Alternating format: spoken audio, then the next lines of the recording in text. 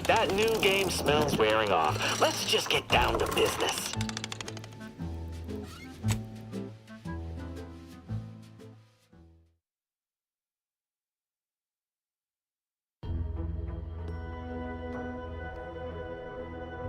Wanna be so sleepy, just grab a pill, it's easy. One more interlude, additional ailments include Chronic itch? All done in there? Was hoping we could chat. Hope that little dust up back there didn't put you off. My contract had me caged, and I was glad to get a few licks in during the jailbreak. Got a proposition. Since I'm newly free-ranged, and you're free-ranged yourself, thinking we ought to team up. You're going places. I want to go too. If you help me fix my graft, you'll retain the services of a fully functioning enhanced soldier. Me. Don't matter what you set your mind to, together we'll be unstoppable. And in time, maybe I'll have earned myself the clout to be welcomed back into Auntie's Choice.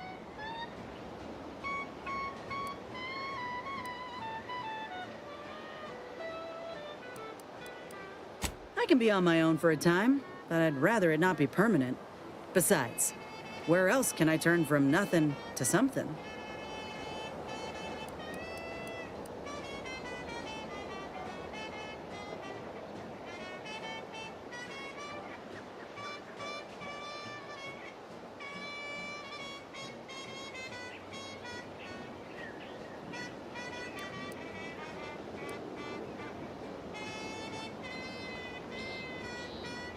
sleep time with sweet dreams.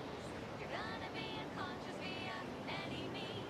You wanna be so sleepy, just grab a pill, it's easy. Just rest your tired head with I know you're making fun, but I fully intend to stand in front of Auntie and show just how much I made her proud. You know, once the graft is sorted out. I get it. You're skeptical. If you got more questions, go on and ask them. You'll not find me hiding anything in the fine print. sleep time. Had a feeling you knew a good offer when you seen it. Once I'm in top form, you'll be pleasantly surprised to see what I'm capable of. Just gotta find out how to get there first. Doc Tinsley worked with grafts for some time before she came to Fairfield. Damn fine scientist. Reckon we should visit her lab at the edge of town to see if she's got ideas for us. After you. Ooh. For music, entertainment, and the latest from the front lines. Sponsored by Auntie's Choice. Improving lives through unfettered free trade and unbridled Appreciate you agreeing to help, but the arm's itching something fierce. Ready to do away with it. We ought to head to Doc Tinsley's, quickly if we can. Anyhow, was there something you needed, Commander?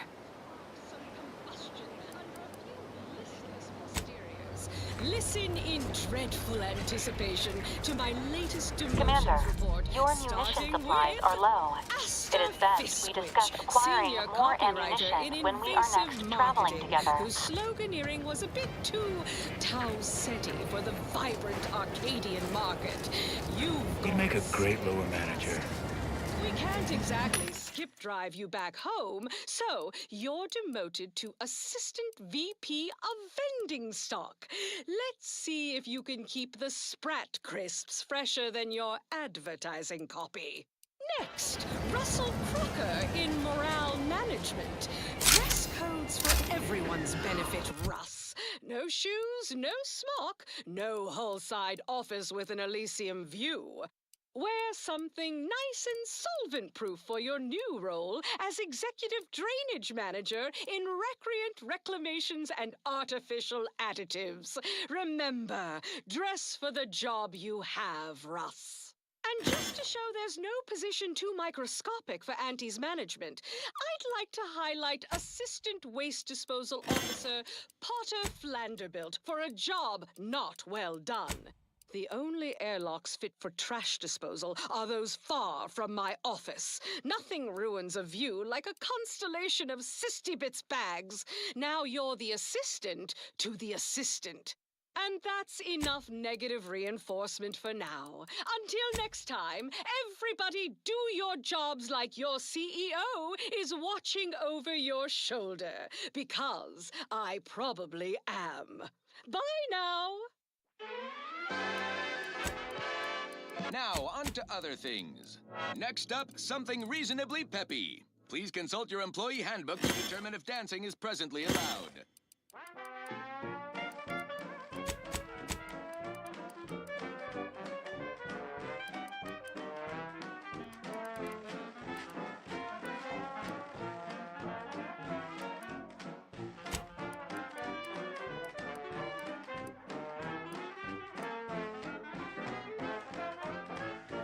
stuck on the ground. Impact a colon, got you down. Well, trust Auntie's chemical purge is far better than natural cures. Oh, lift off, fly free. No longer does my packed intestine dictate where I have to be. Oh, lift. Am I going to need a thunder truck? You certainly can't have mine. Flounder at the bottom, be a raptor in the slipstream.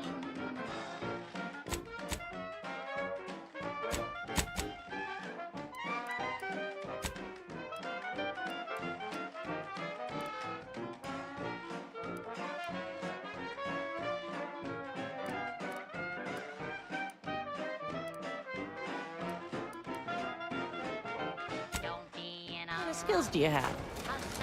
Whatever skills are needed. I'm just a cog in the system, and the system abides.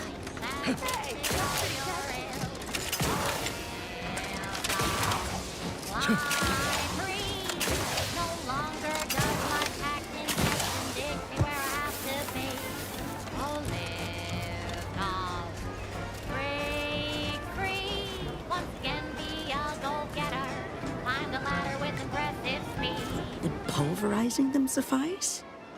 No, I couldn't liquefy them. Apply heat and congeal them into kibble no beast could resist. Oh, Ethel, darling, you're a genius.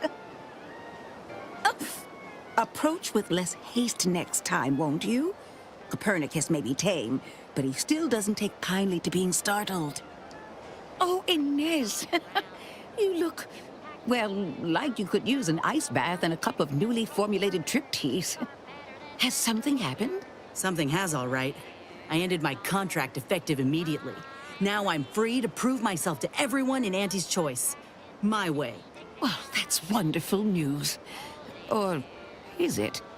I admit I'm still trying to work through what contracts mean hereabouts. But you do appear to be pleased, so I shall be pleased for you.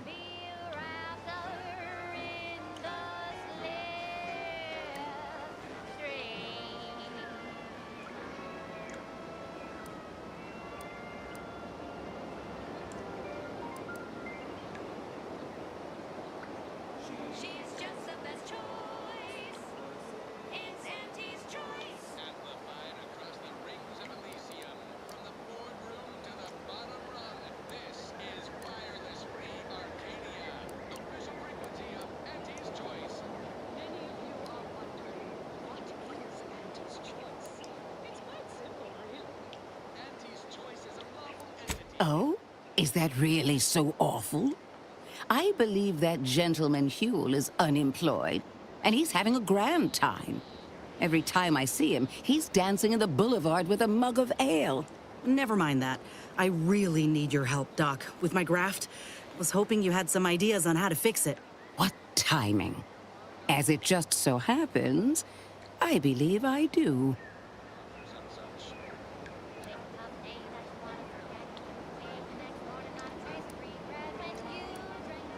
No. I'm using my own funds and the equipment allotted to me for my Raptidons. As far as our leadership is concerned, this work remains firmly in my past. I prefer it that way. Before I began my new illustrious career working with our tame, scarily friends here, I was a researcher in the Enhanced Soldier Division. Oh, I was on the verge of breakthrough when they shut us down. Oh, when I think of the lives I could have reached. But in my current role, I do try to help where I can. Where my own first aid training can't reach, Doc's got me covered. The graft knocked me on my ass for weeks when I first got it. But she nursed me back to health. Would if I could have done more.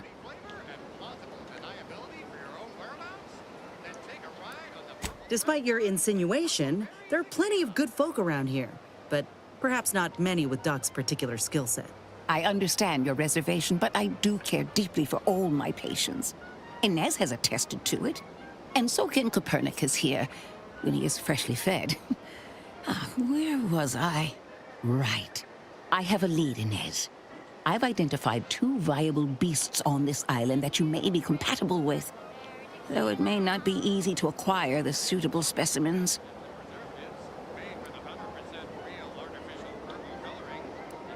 Unfortunately, the beasts must be subdued.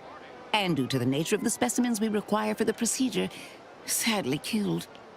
I might add that these are powerful beasts indeed. The first candidate is the skeleton crabble.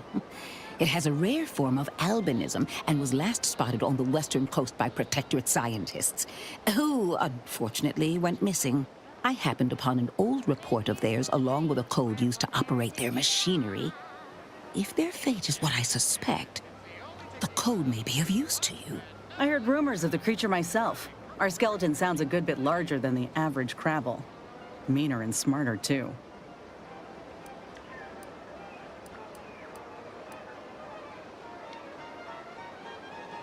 The Protectorate must have believed it was true. Nothing puts weight behind your word like the threat of censorship. Or punishment. Indeed.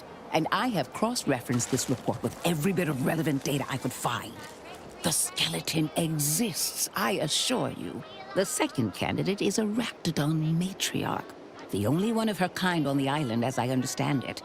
She was last spotted in the crags near the Vox Relay. Deep in Protectorate territory. This matriarch sure ain't making it easy for us. She'll be more aggressive and more cunning than her smaller kin.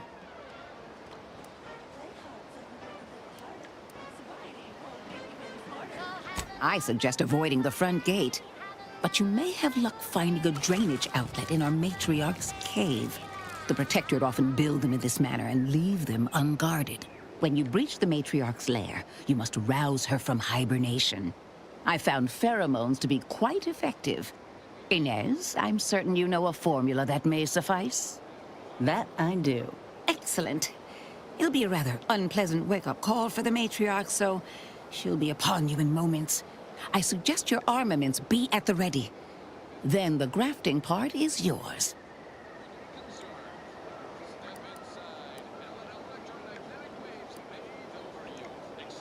Yes, though I would recommend a careful surgical removal of the specimens, please. Now, when you acquire one or both of these parts, return here straight away, and we can begin surgery. Law guide you both out there.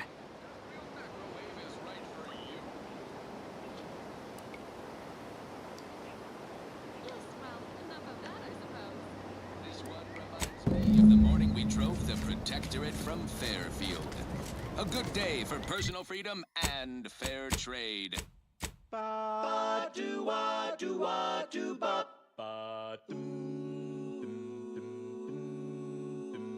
The flavor that lasts and the taste you can't top. From that first smooth inhale to the very last. Try bubblegum slims. Try bubblegum slims. The rich tobacco sweet at the end. What more could you want? A smoky, sugary blend. Try bubblegum slims. Try bubblegum slims. It's the long slim smoke with the bubblegum filter.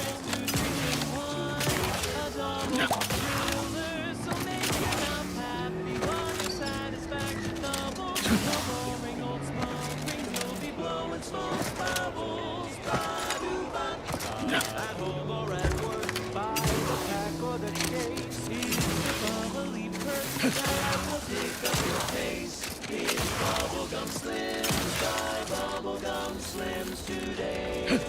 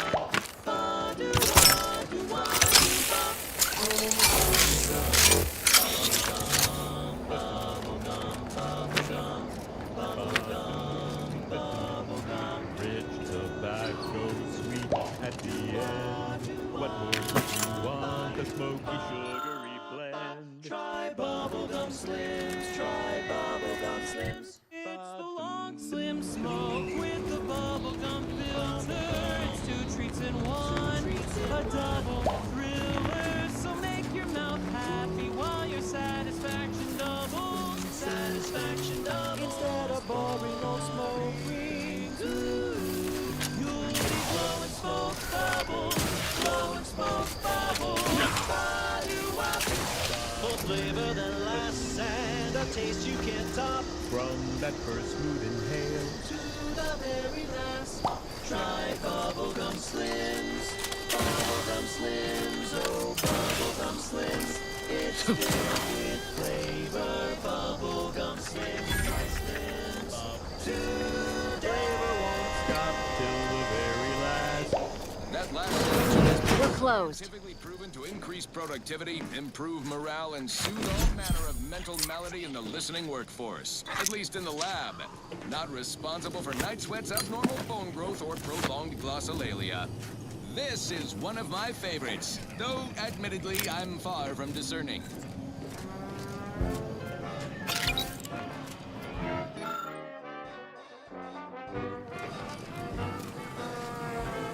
Did you not hear me? This place is closed. No learning today about how everything happens according to the obscure calculus of an indecipherable plan. On old City Prime, a mile beneath the methane ice, way down in the mine. Sugar little small, Why are you asking? Who are you? the blast knocked off the miner's clock, but exposed the mother lode. By the architect. I had no idea. I wish I could say it was unbelievable. I was afraid she was becoming a danger to herself and to others. But this is horrifying.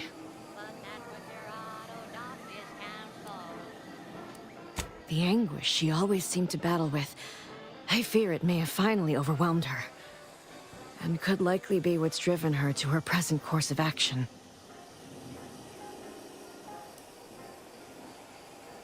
Not so long ago, on a tidally locked moon, some greenhorn tripped a vow in a chemical plant gloom. Brown sludge flooded the place. No. But even not knowing the details, I could see it troubled her. I haven't seen her since before the corporatists invaded the island. I'm afraid she's going to do something terrible. But I just don't know what. Maybe none of this would have happened had I not introduced her to Victor.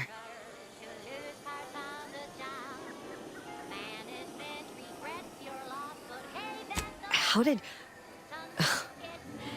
You saw her terminal, didn't you? Victor's an Order archivist. We were all friends for a time. But then, shortly before the schism, they started talking to some others inside the Order. That's when things became tense. I started to become uneasy, scared, really. She kept getting angrier with the Order the more she worked with Victor and her other contacts. On top of everything else, it became just too much for me.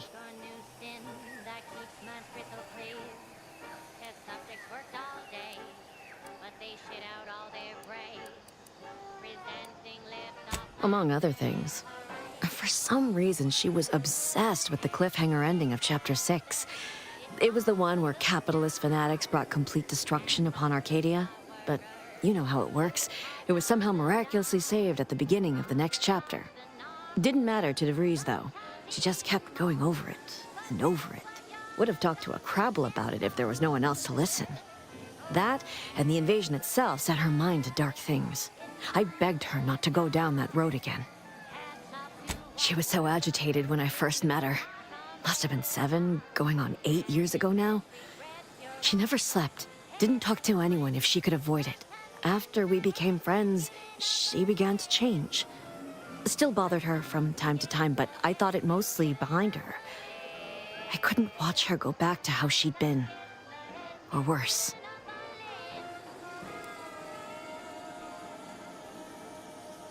No. But it had to be someone's fault, right? The Protectorate couldn't possibly have failed to safeguard the colony. And they had to answer the accusations the Order leveled at them. We became friends when she... Well, she saved me. I'd said something without thinking. Must have been distracted. We all know to watch every last word we say. For some reason, she interceded on my behalf with an arbiter. And she convinced him he didn't hear what he actually did. No one does that. Void, I didn't think anyone could. Supposedly their great thought leader, yet he has disappeared from public view, seen in neither moon nor station. We all were, originally, before the schism. But she never gave it up, even when it became illegal to even mention their name. Which was surprising with how angry she seemed to be getting with them, even as she was deep into scheming with Victor and the others. She even continued to sign her messages, "See you in the equation." It's all so confusing. Console is really running the show. Who knows? We have all the jigsaw pieces, but no puzzle. When we do suss out What do you mean? It was where she worked, one of the Protectorate's communications hubs. She didn't speak of it much. At least to me. She may have spoken to Victor about it. keep your chin up. Next time.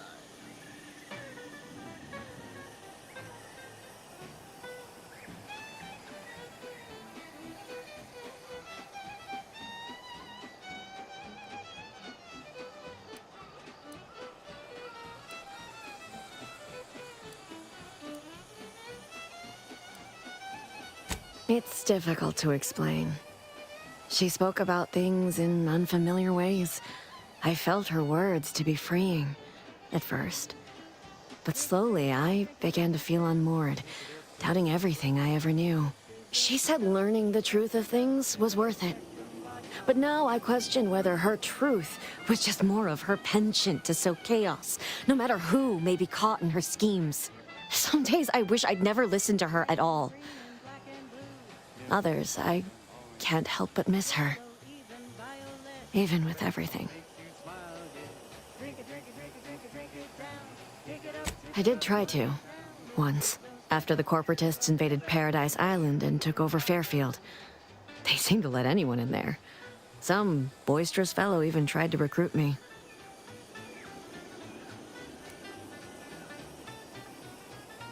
Now that I know what I do, I no longer consider myself such.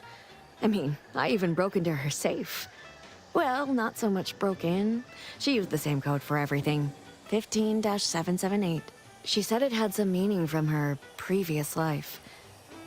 I'd hoped she'd left something for me, but the safe was empty.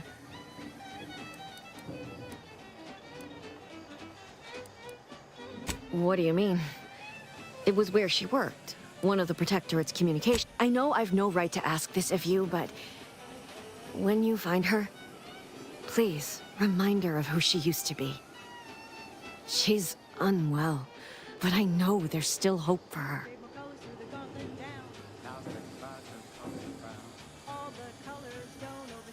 I understand. Perhaps it actually is for the best. I truly cannot say.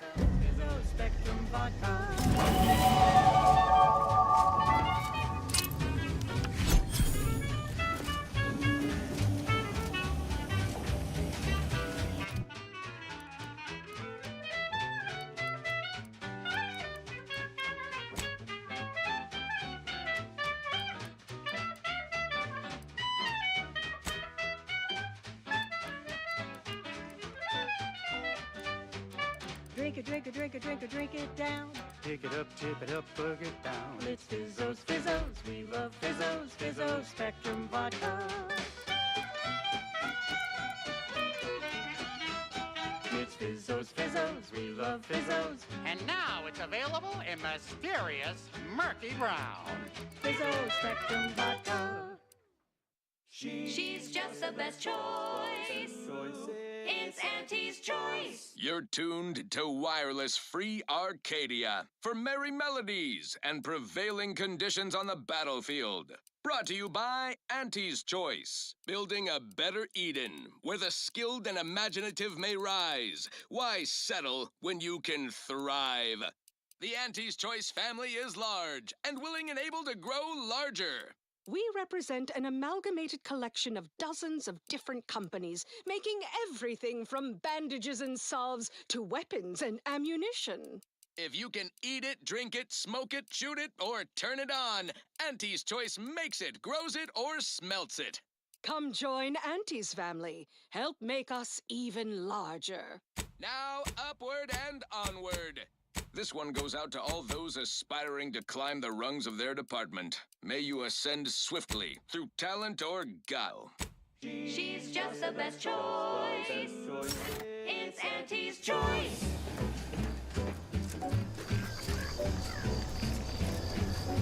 You've let yourself slide, feeling down on your luck.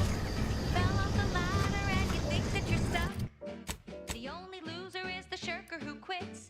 Your problems can be solved if you spend more bits. Try and try, never settle for less. It's true what they say, money buys happiness. Work extra shifts, you can sleep later. We've got the goods to make you better than nature.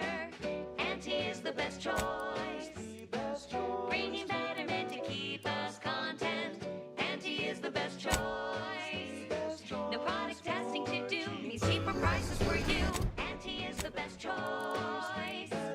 Feel the benefits of spending your bits. She's just the best choice. It's Auntie's choice.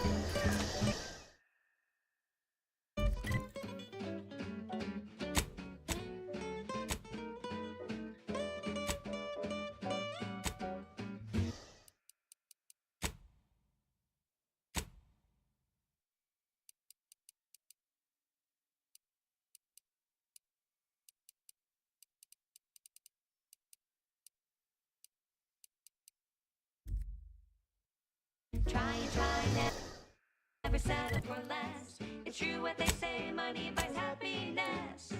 Work extra shifts, you can sleep later. We've got the goods to make you better than nature. Auntie is the best choice. Mended, showing devotion as intended. Wake and take in a brand new day. Autumn X hoisting cares away. Empty thoughts are full. Praise the sovereign, may he long rule. Workplace tidied, saves us time to display our devotion.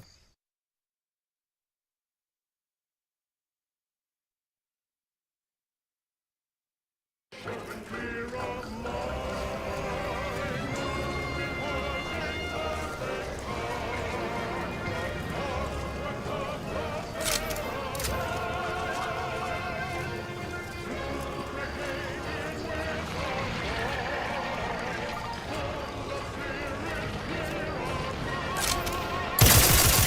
Looks like a fight.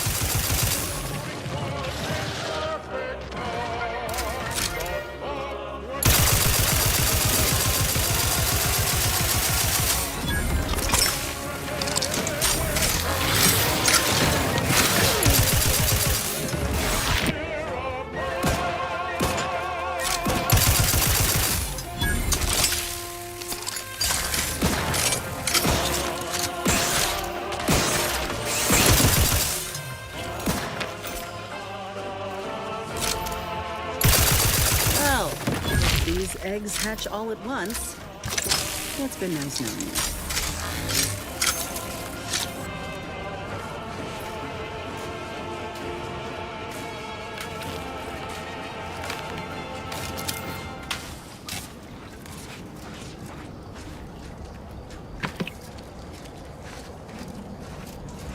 Here's one you're absolutely sure to enjoy. A Protectorate prescribed favorite.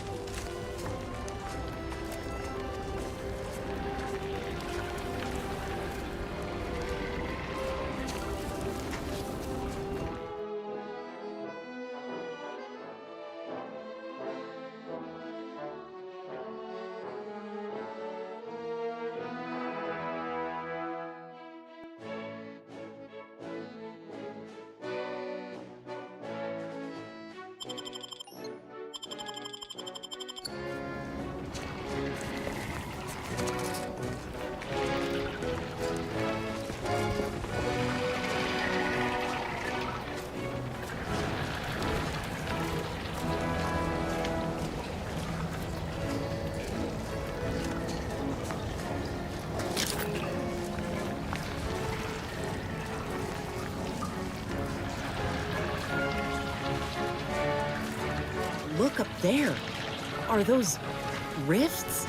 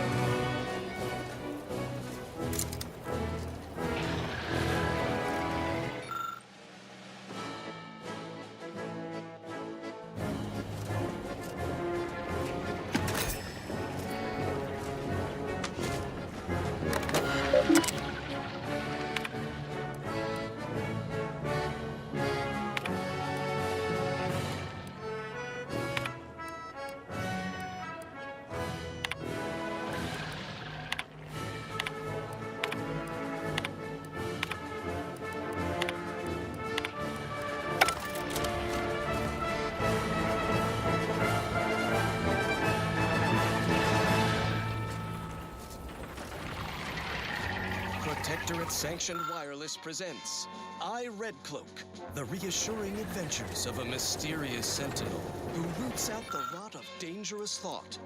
I, Red Cloak. Her sentinel senses ever keen, the eyes of the sovereign, watching you, your neighbors, your household pets, ensuring all subjects live in perfection, lockstep with the paradigm. Previously on I, Red Cloak, our hero was betrayed and destined. Standing near this thing's making my blood run cold. More than usual. Will she survive Auntie's barbaric imitation of our perfect mental refreshment process? Thrilled to her daring display of defiance in Episode 3, Brand Disloyalty. Any final words about your precious perfect community? Or your sovereign or paradigm or such before we flip on the loyalizer, Red Cloak? Nothing appropriate to say in front of the younger neighbors. Younger neighbors? What gibberish are you spouting? We in the Protectorate speak as if everyone is listening, everywhere and always. From our zealous rice brats up to our benevolent sovereign himself. Well, this ought to change your tune. Lower managers, activate the brand loyalizer.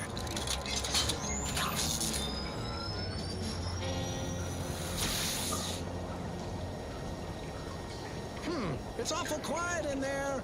Shouldn't Red Cloak be screaming? I feel like she should be screaming. The machine is operational, right? Wait, are you asking me? The loyalizer should be interposing your motivationators, churning up your base emotions, resurfacing deep-rooted inadequacies.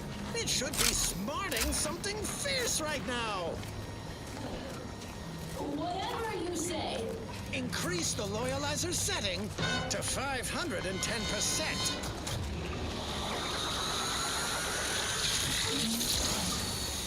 Oh, now I'm starting to sense something.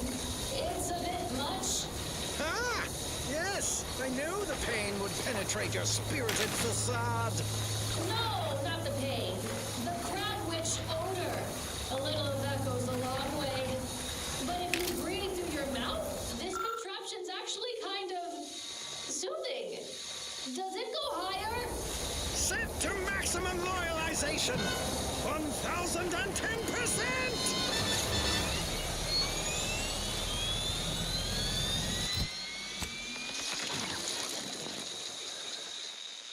What happened? Why'd the thing stop? Your machine tried to break me. I broke it instead. That's impossible! It was supposed to kill your impulse control.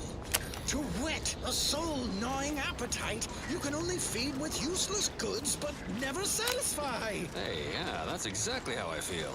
Have a Sprat Crisp, Red Cloak. They help. Shut up, Dunning! How did you do it, Red Cloak?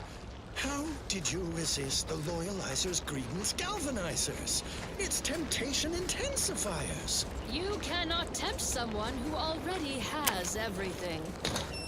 A squared plus B squared equals mass times acceleration equals force equals 2 minus 2 minus 2 plus 2. It's the Order. They've come to take Red Cloak and me away. And right on time. Hey, you folks want some Sprat Crisps? You've arrived early, exemplars. You're not supposed to pick up Red Cloak until next Tuesday.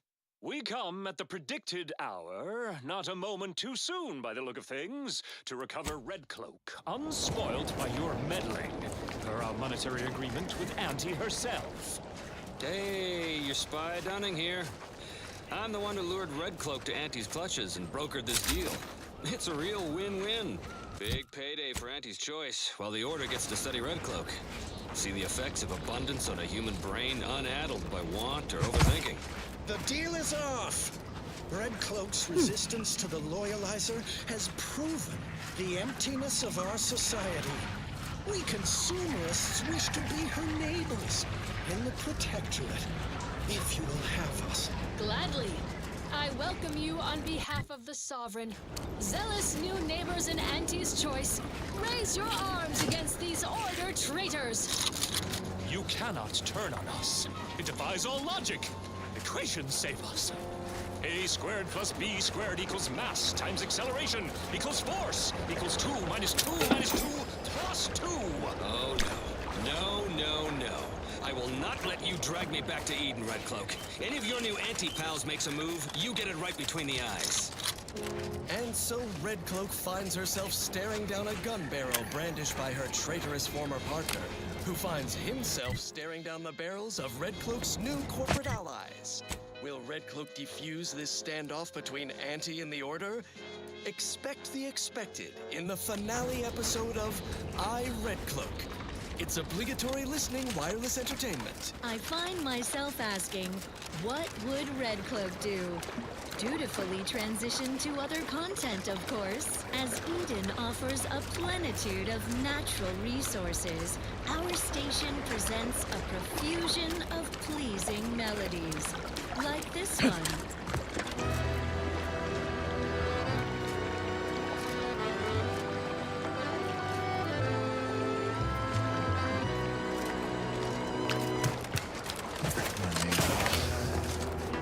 Tries its best to disrupt us, and the sentinels will always hear the call. It's a blessing for some, but a curse for those who need. Sending the sentinels for souls.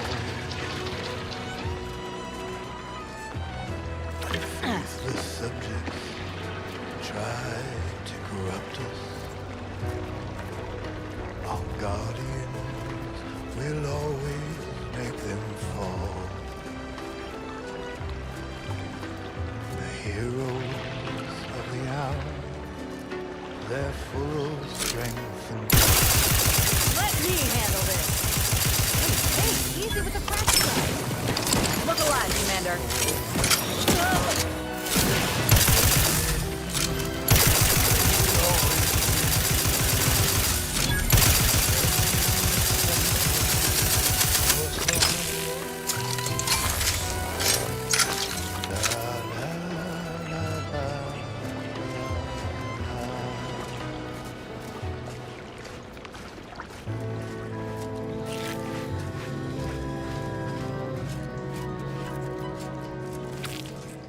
When the outside tries its best to invade us,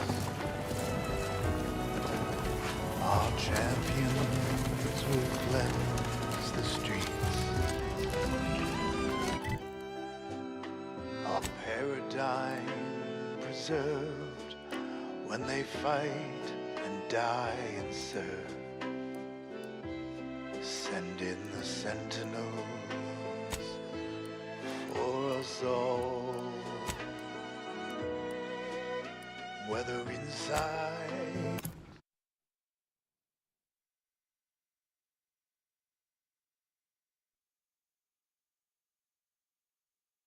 around, there is never a doubt.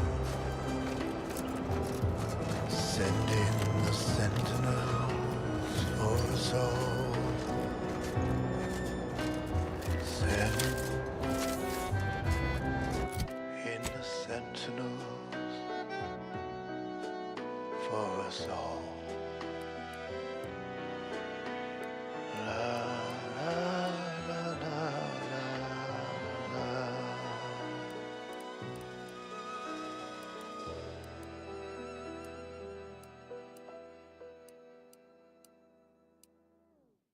Wholesome programming played at a reasonable volume.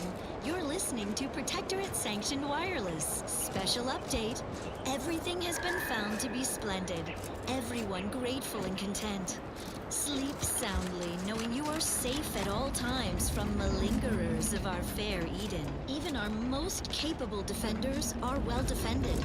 Consider our Arbiter training facility, east of Fairfield, near the Broken Spire. It is impervious to infiltration thanks to its unflagging automechanical guardians. Only the most incautious base individualists would dare set foot within sensor range.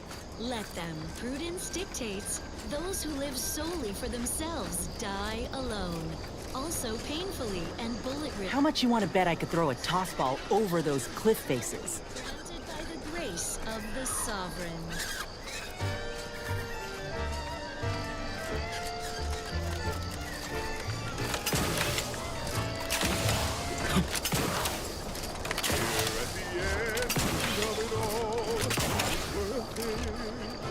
No hesitation, no indecision. Taking my final breath in the name of it. My sacrifice for the matriarch's vision. Embrace morality. Serve the plan without war. It's an honor. Lay low, Commander. Medic orders.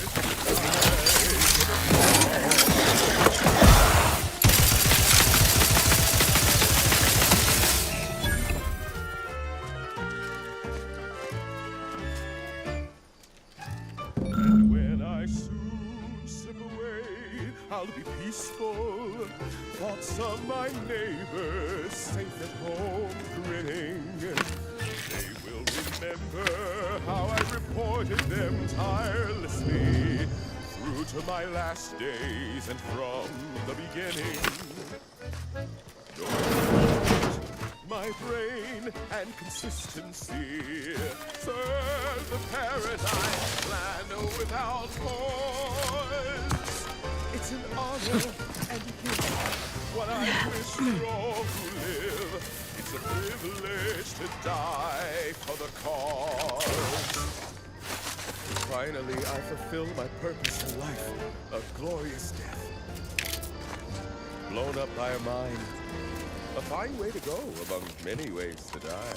Electroshocked, plasma smelted, Cyranium gassed, pelted, minced, cubed, irradiated, blunt force trauma, decapitated.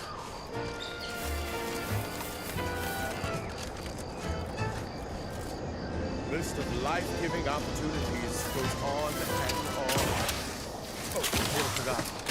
Eaten by enemy raptidon.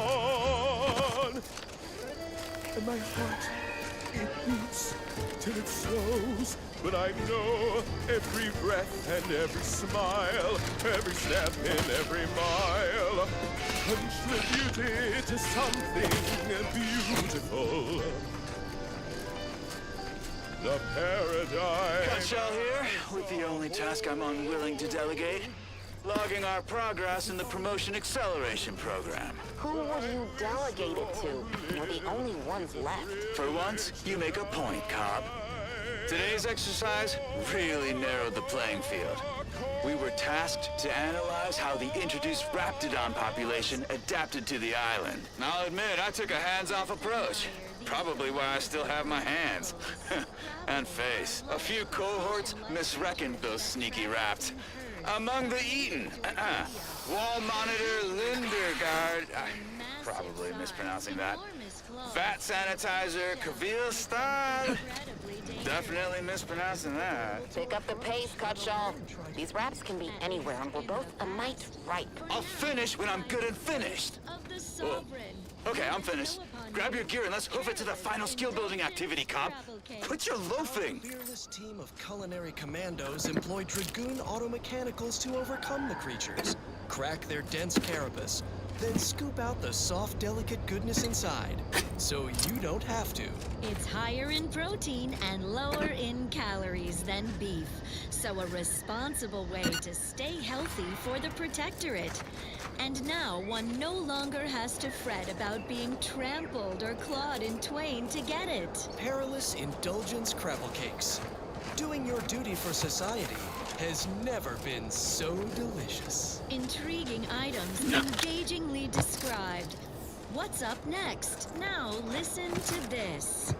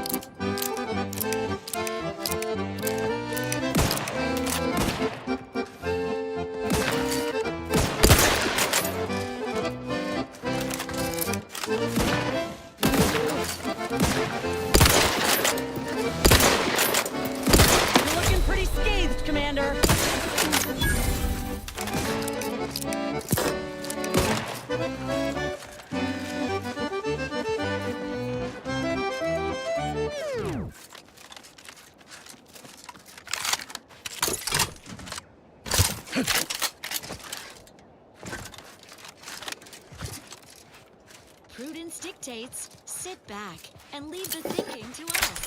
This is everyone's neighbor Prudence on Protectorate Sanctioned Wireless. Hark, your unlimited reminder that the system provides for your every need. Not just an abundance of nourishment, but also power. Consider the Protectorate Wind Tower. Stare in amazement at this technological wonder, based on a schematic devised in a single afternoon by the Sovereign. It's a brawl! Electrical guide to our flawless facilities, such as the Vox Relay Communications Platform. Far more energy than the Vox requires, much is held in reserve. How foolish of the corporatist invaders to think they stand a chance against such technology. This proves the superiority of our system. Next up. Long ago, the Matriarch devised the Paradigm Plan to support a bounteous life for all Protectorate subjects. From the tender fillet in your latest meal, down to this exquisite next song.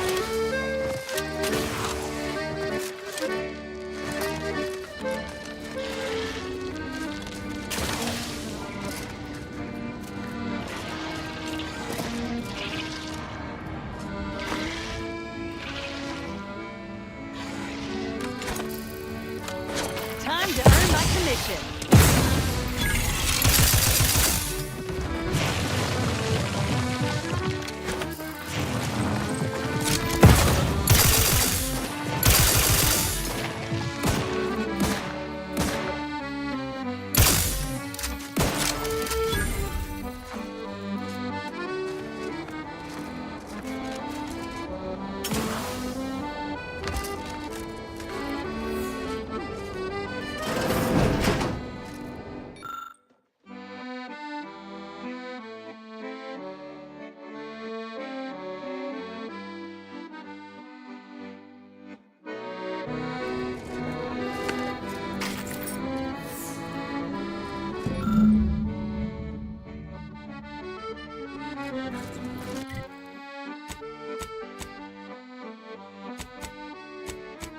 Say you are liberated.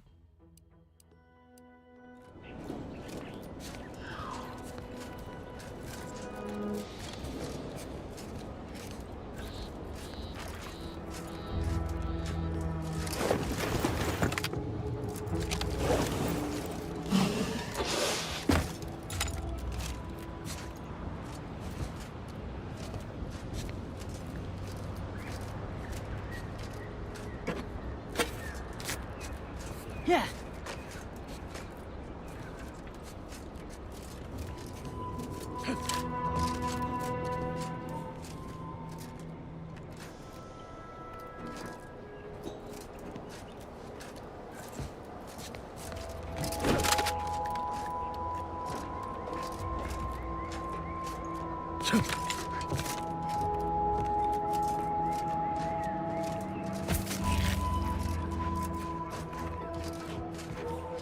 Yeah.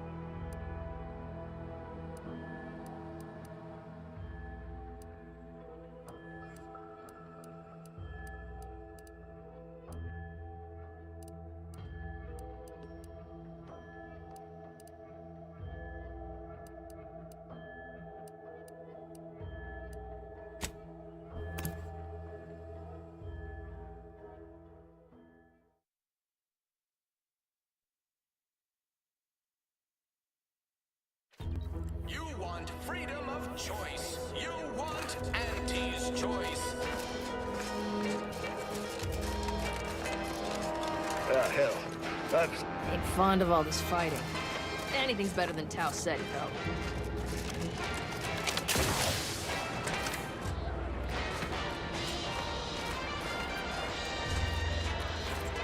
People think I got ejected from the saloon because I'm 3 sheets to the wind.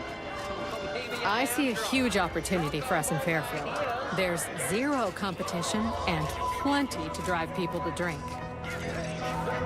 Welcome to the Name Pending Saloon, purveyor of spirits and stimuli. What'll it be, stranger?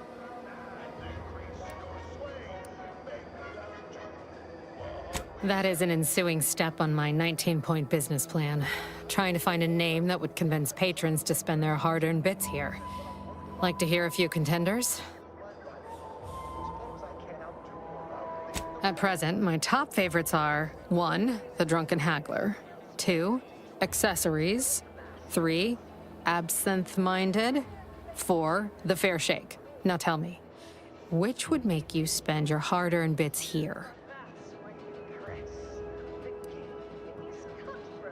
The name pending saloon, it remains.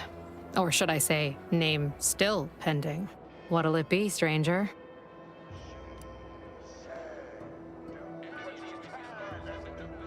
Why, sure. You'd be surprised how much loose talk and idle speculation occurs around here. What, between them Protectorate defectors, finally able to speak their minds, and all our off-duty Antes employees carping about work and the war. Any particular topic you have in mind?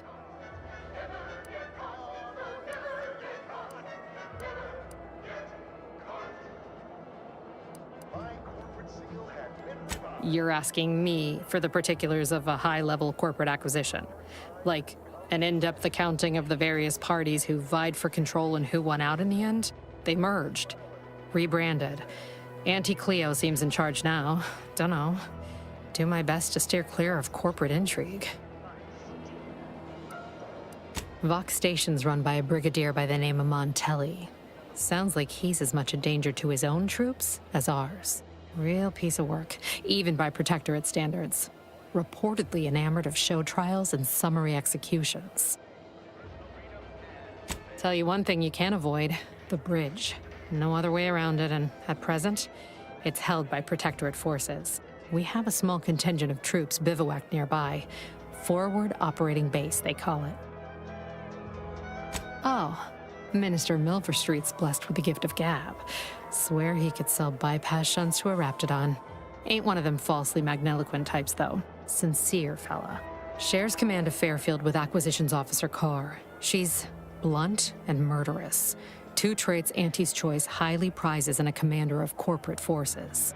To say they have differing approaches to leadership is like saying, gee, suns are hot, whilst being incinerated in a solar eruption. My pleasure.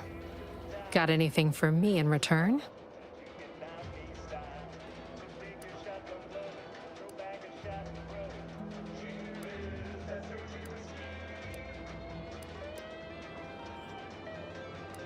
Of course I know that. We all do.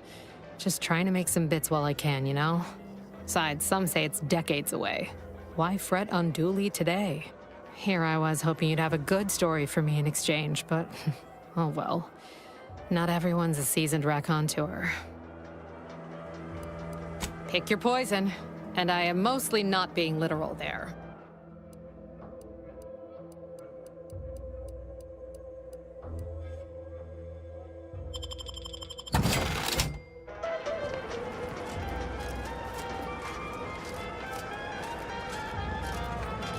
Fresh blood in the talent pool around here with these Protectorate defectors.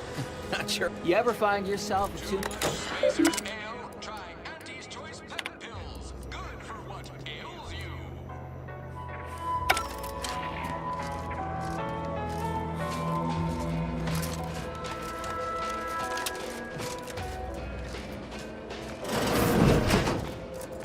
Oh, please, take a seat. And the doctor will... I'd say welcome back, but I reckon a clinic's likely the last place any of us would choose if we had the choice. If you're here for the doc, hope you ain't in any kind of hurry. Wait's still on the long side of short.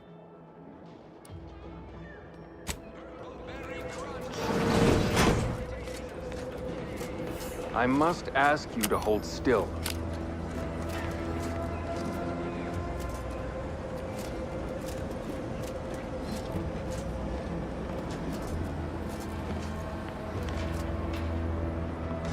I thought I smelled gunpowder and blood. Hello again. I'm still quite busy, so make this quick if you please. Here are my supplies.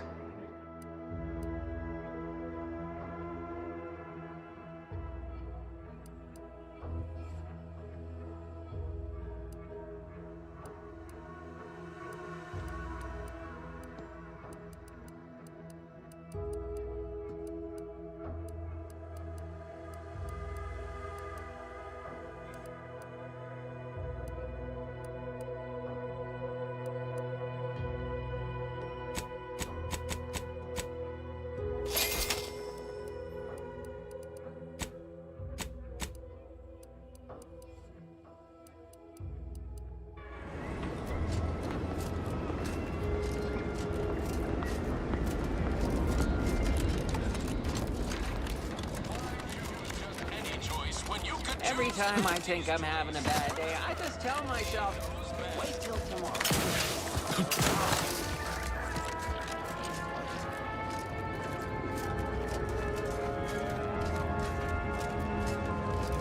If you're not a go-getter, then go away. Welcome, welcome. See anything you like? Well, if it isn't a new face in Fairfield. What I meant to say is that we now have the new improved Purple Berry Crunch. Now with 10% more flavor. Or was it Crunch?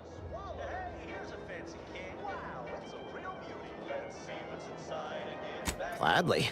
No better choice than Auntie's choice.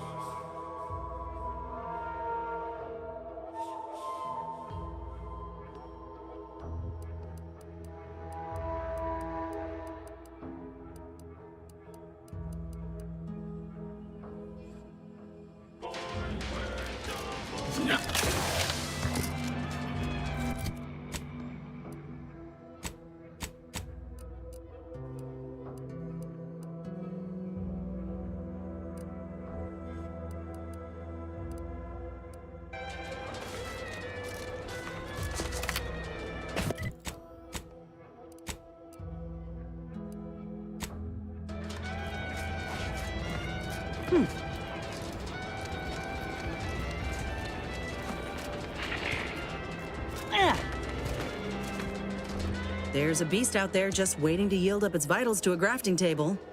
I'd like to begin the hunt soon, if it's all the same to you. If you say so. Try not to get into too much trouble without me.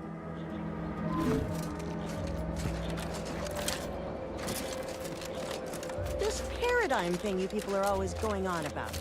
Does it really improve your life? All we deserve. I wonder if it would help me. Is it available in extra strength?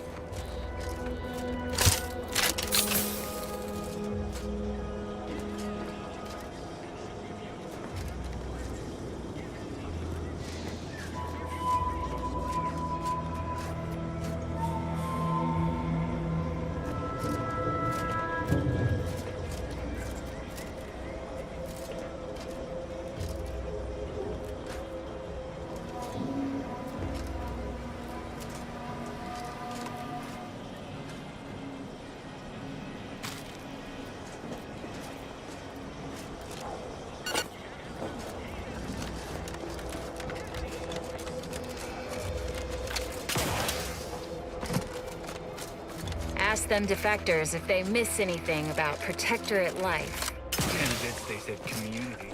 Yep.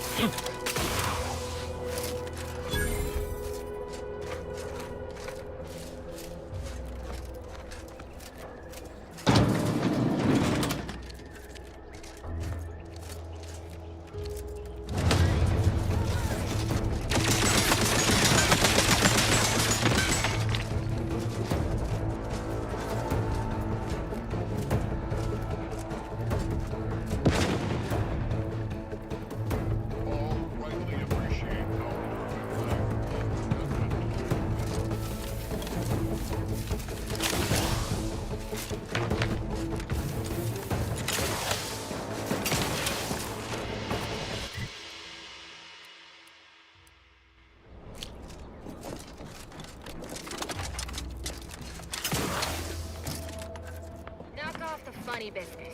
Careful, friend. Reckon there might be a few loose Raptidons wandering around. This stretch runs between Fairfield and the Eastern Forward Operating Base. North of here is an Careful of friendly fire.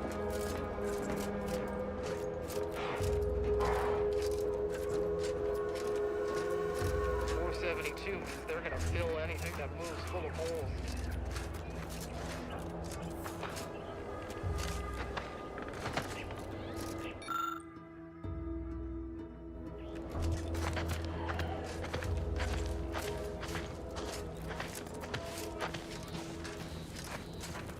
If you're wondering why there's so many engineers sitting here on their rears, it's because the dang Crabbles ran us out of the desalinator.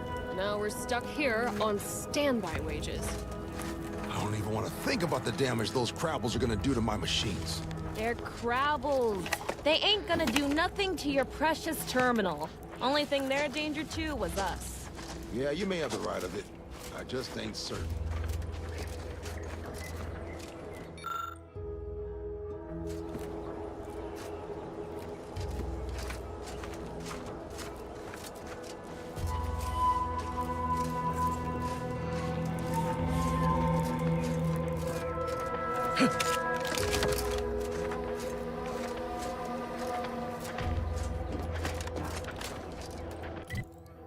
Consider this song a real standout number.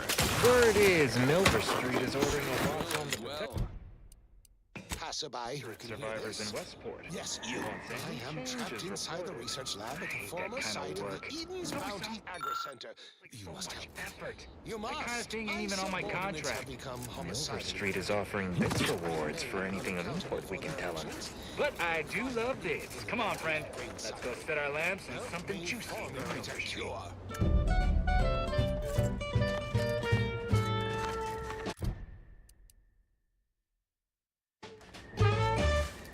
Hello? Calling out to any random, non-kill crazed passerby who can hear this. Yes, you. I am trapped inside the research lab at the former site of the Eden's Bounty Agri-Center. You must help me. You must. My subordinates have become homicidally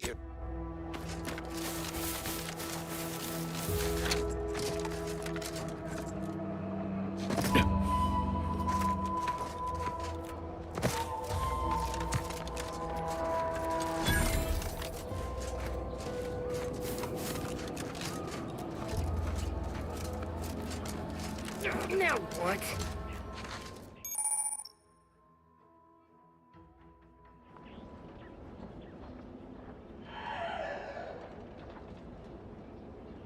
That's it! I am fed up!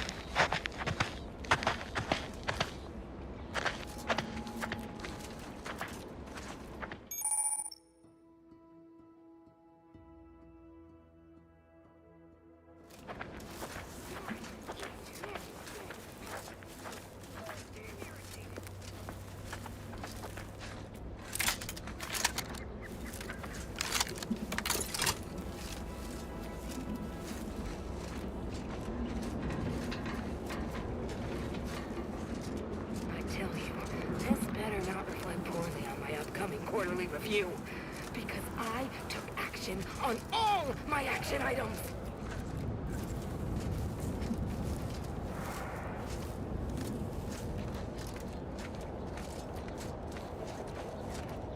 I still can't recognize the guy clicked up the ladder before I did. All I did is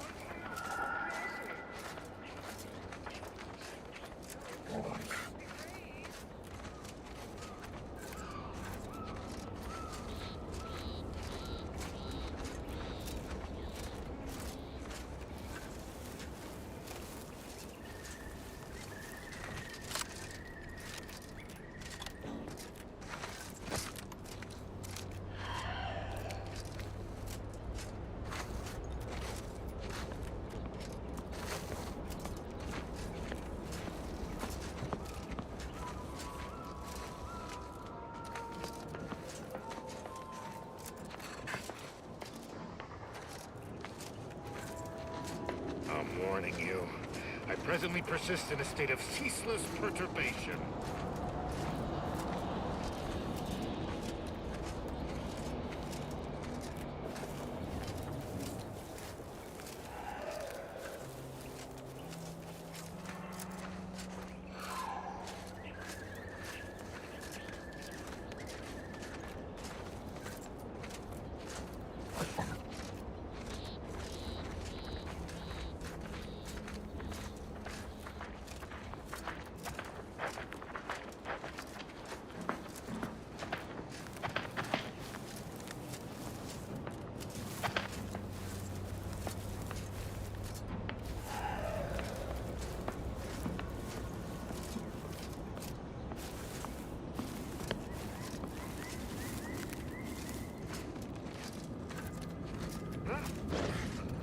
Hello?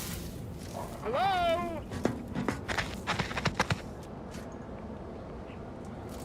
hide and all clear.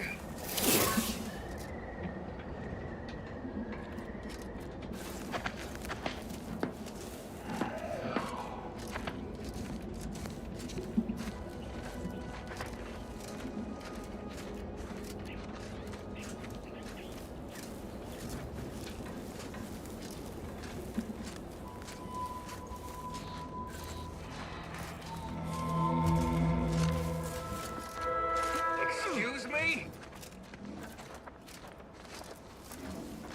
All clear.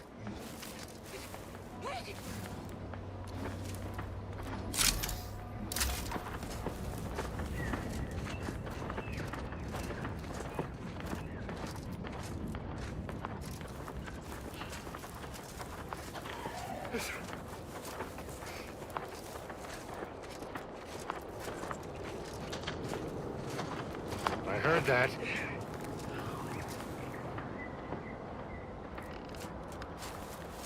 Never recognized. Never. I am done with this.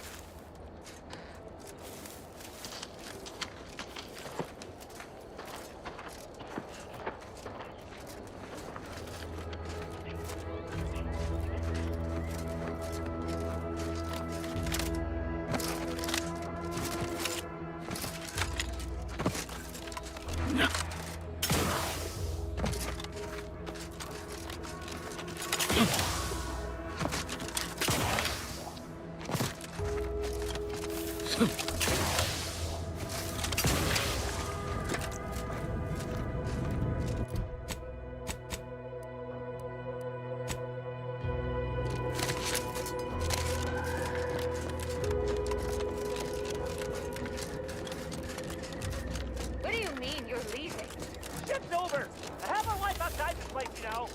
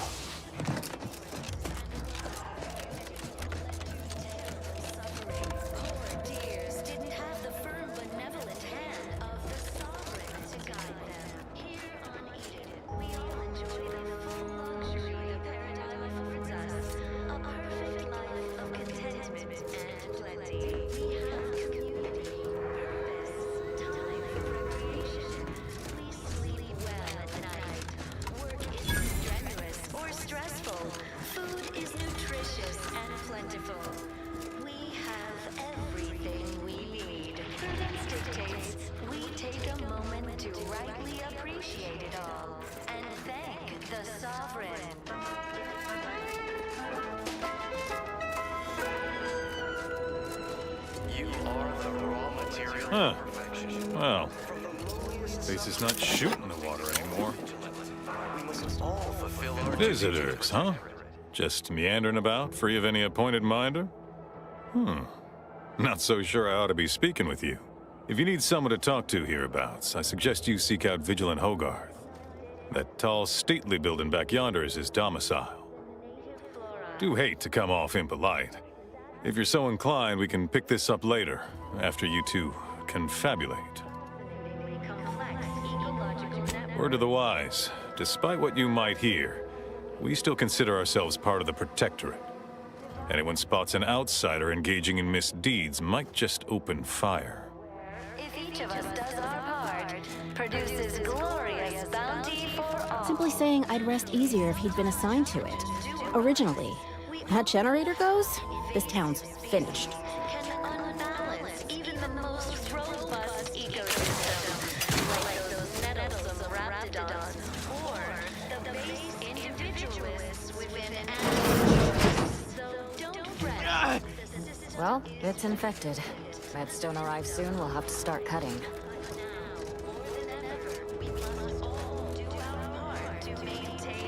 Greetings. Doing your job with pride. It is my esteemed pleasure to welcome you to Westport, once a shining testament to Protectorate excellence, now a picturesque example of the evils of corporatism. But where are my manners? We do not have much, but please, let me offer you some victuals. Dut. I insist. Serving Unit 1. Something for the visitor at once? Confirmative. Perhaps you're wondering why I'd open my arms thusly for a stranger. Simple. As the guiding light for humankind, we always put our best foot forward, regardless of circumstance. Under Protectorate law, we are bound to inform you. I believe something still can be done. This town can be saved, its people given a reprieve. Were we to acquire the one thing vital to our existence, automech parts. What? Comestibles served. We of the Protectorate pride ourselves on our mech programming. Among the Vigilant, it is even considered something of a sport. We are not miracle workers, however. Without parts to work with, we've no hope of remaking our mechs to do tasks beyond their initial functions. We need repair mechs, domestic mechs, not combat ones. Serving Unit 1 here is about as much as can be accomplished without replacement parts. We are of like minds. We lack not the skill to do so. Our wily chief mechanist can reprogram the mech, but not without parts. Unfortunately, we lack ready availability of said parts.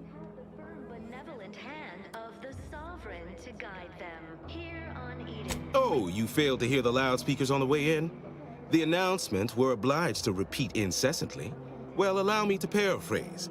Protectorate law finds us guilty of treason on account of letting Westport fall prey to Auntie's choice saboteurs. Work isn't strenuous or stressful. Food is nutritious and plentiful. Well, obviously, we've forsaken our duties as members of the Protectorate. It is incumbent upon us to fight to the death, yet we still live, as does our enemy. Now, either the Arbiters arrive to execute us, or this place falls under the vapid boot heel of Auntie's choice. No matter who wins, we cannot sustain ourselves here for long.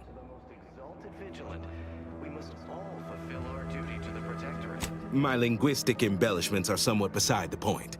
This here's a matter of accountability. Responsibility was mine. Disgrace and judgment should be mine solely as well. My intention is to absolve my subjects of any and all such blame. I owe it to every single person here to try. Represent a fascinatingly complex ecological network. To govern it, the matriarch, working with and through the sovereign, devised the paradigm, a meticulously designed marvel where, if each of us does our Of course. Abandon every last ideal to climb the rungs of the corporate ladder. A trifling matter to be executed with an insouciant air. No, my naive friend, you haven't watched as these vulgar hucksters set to systematically raise Eden, nor witnessed their attempts to commodify our bounteous land and kind subjects. Suspect if you had, you'd be singing another tune right now, not humming one of their little jingles. But now, more than ever, we must all do our part to maintain it. Keep doing your job with pride. Keep informing on your neighbors. Same as ever. But prudence dictates we give it a little extra added zeal for now, just to offset Nobody needs go anywhere, not when we can still save Westport. We of the Protectorate endure as one, regardless of any hardships we must face. It'd have to be catastrophically obvious this place was doomed, and incontrovertibly beyond my means to save it, before I'd even consider such a recourse. When I look outside, I see people who are hardy and resilient, who trust the paradigm, who understand prosperity will return with time and group effort. I have the aid of key pillars of our community, several persons of note and good character who stand with and by me, and our town still functions. Our automechs are still running, mostly.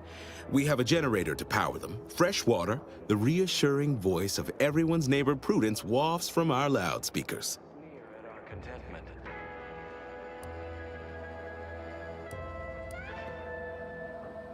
everyone knows the paradigm epitomizes the pinnacle. Mock me if you must, but the matriarch herself made greatness out of little. I have a brighter future in mind for Westport, one you can help with, in fact, rather than dwelling on dark maybes and scenarios of worst imagining. Individualism ran rampant. Not the first to question my judgment, nor the last, I suppose. One expects a certain lack of social graces from those raised outside the Protectorate. Let us talk plainly. What would it take to secure your aid? We all enjoy the full luxury the paradigm affords us. A What sort of payment do you seek? Don't imagine we have much you need. time for recreation. We sleep well at night. Work is Difficult place to saunter into. Station's off limits to anyone without the highest security clearance. For anyone lacking reason to be there, it's assured suicide. In exchange for the automech parts we need, I can provide you means to get inside. Never dream of such a proposal in days of reason and quietude. Yet such is the here and now we find ourselves in. You are the raw material for perfection. From the lowliest subject to the most exalted. Wonderful. My unavoidable march to the gallows feels lighter already.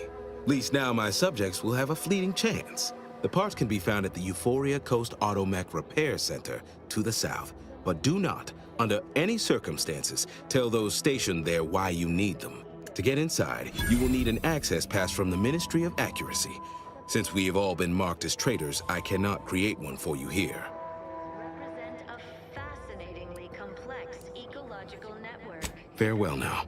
The matriarch working with and through the sovereign devised the paradigm, a meticulously designed marvel where, if each of us does our part, produces glorious bounty for all. Naturally, sometimes challenges do arise. We all know how invasive species can unbalance even the most robust ecosystem, like those nettles of raptidons, or the base individualists within an anti-choice. Apologies, this unit's conversation. I wish everyone's neighbor Prudence was my actual neighbor.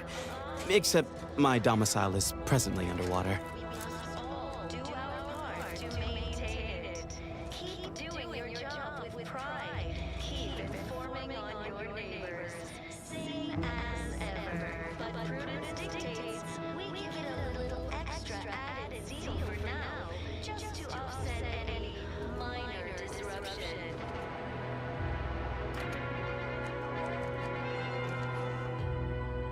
Feeling distracted?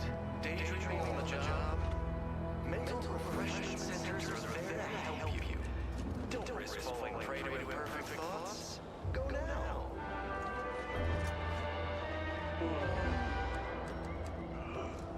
Under protectorate law, we are bound to inform you that you entered a recreant locality. Record states as follows.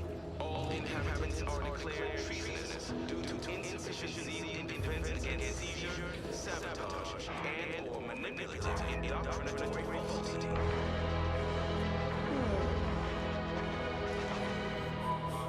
Our enemies envy our prosperity, disdain our sense of community. They sneer at our contentment.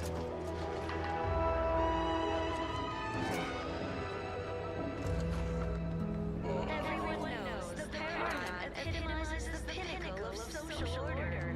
Why? Because the matriarch herself designed it, and the sovereign embodies and executes on it. Throughout history, human societies were constantly out of balance. Individualism ran rampant. Depletion of resources and lack of community led to terrible suffering. Poor tears didn't have the firm benevolent hand of the sovereign to guide them. Here on Eden, we all enjoy the full luxury the paradigm affords us. A perfect life of contentment and plenty. We have community, purpose, time for recreation.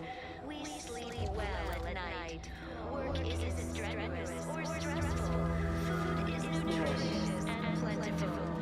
We have everything we need. Prudence dictates we take a moment to rightly appreciate it all and thank the sovereign.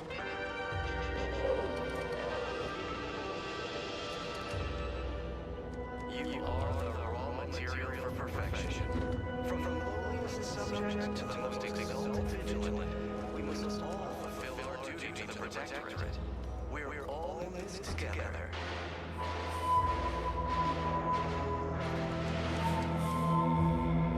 The matriarch chose Eden because she recognized it as the perfect ecosystem. The native flora and fauna, the pleasant atmosphere, and rich natural resources represent a fascinatingly complex ecological network. To govern it, the matriarch, working with and through the sovereign, devised the paradigm, a meticulously designed marvel where, if each of us does our part, produces glorious bounty for all. Naturally, sometimes challenges do arise. We all know how invasive species can unbalance even the most robust ecosystem, like those nettlesome raptidons, or the base individualists within anti-choice. So don't fret, the system is resilient, the system abides. But now, more than ever, we must all do our part to maintain it. Keep doing your job with pride. Keep informing on your neighbors. Same as ever. But prudence dictates we give it a little extra added zeal for now, just to offset any minor disruption.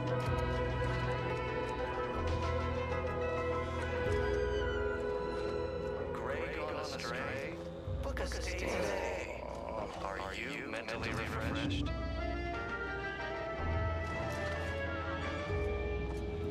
Under protectorate law, we are bound to inform you that you entered a recreant locality. Record states as follows. All inhabitants are declared treasonous due to insufficiency in defense against seizure, sabotage, and/or manipulative indoctrinatory falsity.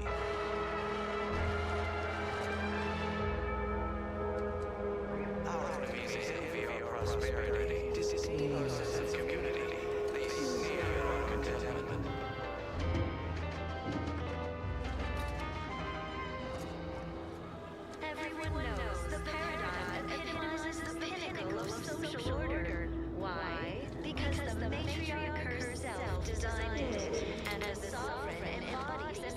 executes on it. Throughout history, human societies were constantly out of balance.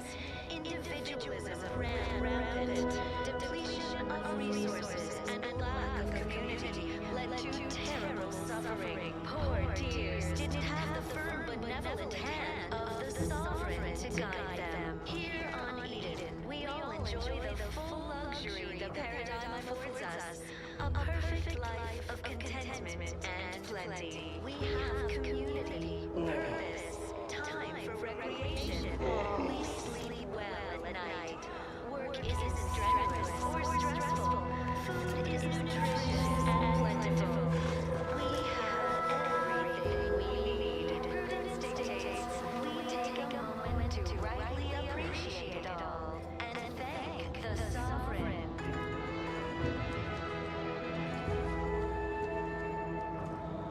You are the raw material for perfection. From the lowliest subject to the most exalted vigilant, we must all fulfill our duty to the Protectorate, where we're all in this together. The matriarch chose Eden because she recognized it as the perfect ecosystem. The native flora and fauna, the pleasant atmosphere, and rich natural resources represent a fascinatingly complex ecological network. To govern it, the matriarch, working with and through the sovereign, devised the paradigm, a meticulously designed marvel where, if each of us does our part, produces glorious bounty for all. Naturally, sometimes challenges do arise. We all know how invasive species can unbalance even You walked in here under your own steam and appear reasonably free of cuts, burns, or weeping lesions. So, I assume you're presently devoid of mortiferous injuries. Good. Because we've got more of that than we can handle. You haven't heard? When Antes invaded, they broke the seawall. Flooded nearly half the town below, where most of the domiciles were. A number of our subjects drowned. Others got concussed, or even crushed. A few were electrocuted or exposed to caustics. Took a while for our water purifier to catch up, so some drank tainted water, which is not good for you at all. I'm glad it's working again.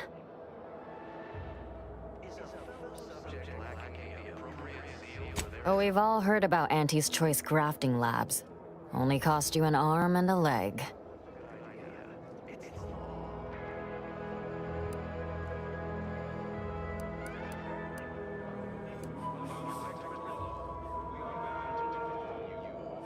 I do question their low-grade nostrums.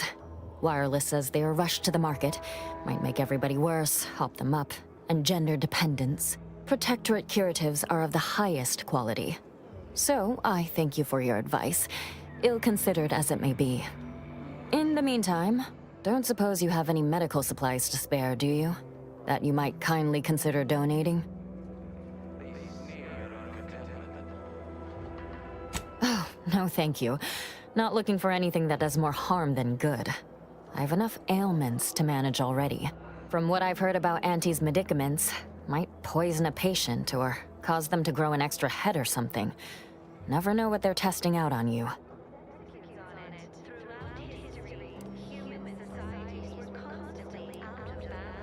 Honestly?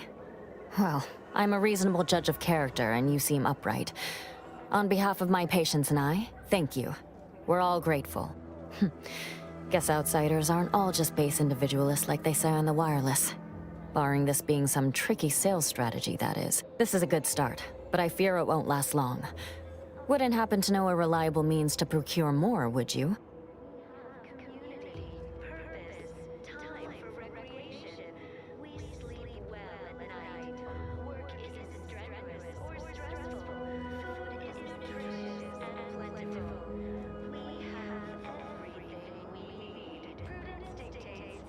They'd sell to us? Those medicaments you gave us before? No, never. You must think me easily hoodwinked. Our societies are sworn enemies.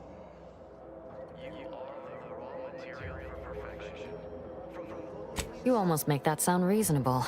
under a highly skewed, morally vacuous light. Not seeing a wealth of options here at present. I can watch my patients die, then face execution, or we can resettle elsewhere and remain alive. I lean toward the latter. The abandoned section of Westport ought to have some supplies. Should be enough medicaments down there to help our injured survive the trip to Fairfield. It's perilous, though.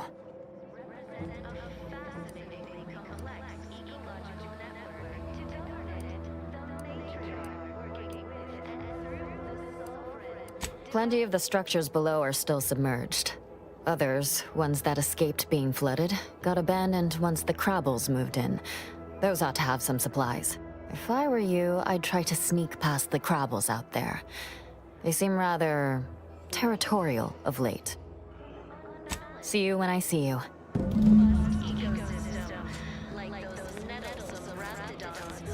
Those pills were magnificent. Are they part of a new paradigm? Stranger? Can I get enough for the whole family? Or even just more for me? Please.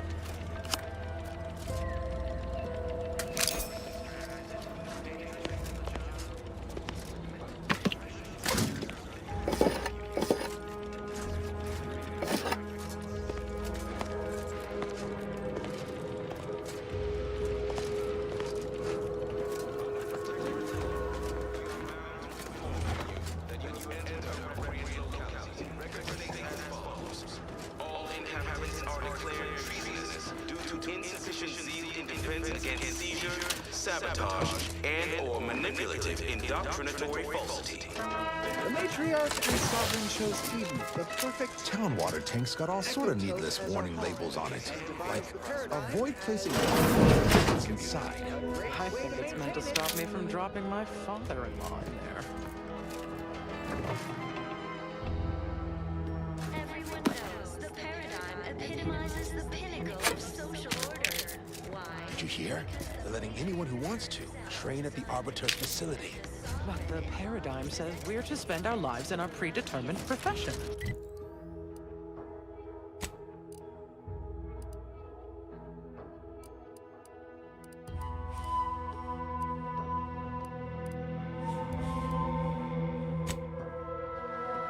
That's why it's so generous of the Sovereign to let us become tiny cogs in the Great War Machine. Individualism ran rampant. Depletion of resources and a lack of community led to terrible suffering. Poor dears didn't have the firm, benevolent hand of the Sovereign to guide them. Here on Eden, we all enjoy the full luxury the paradigm affords us. A perfect life of contentment and plenty. We have community, purpose, time for recreation. You're thinking about it sideways. There is little difference between the gifts the Protectorate provides for us through the paradigm and the gifts we receive from outsiders moved by the paradigm to provide for us. Prudence dictates we take a moment to rightly appreciate it all and thank the Sovereign.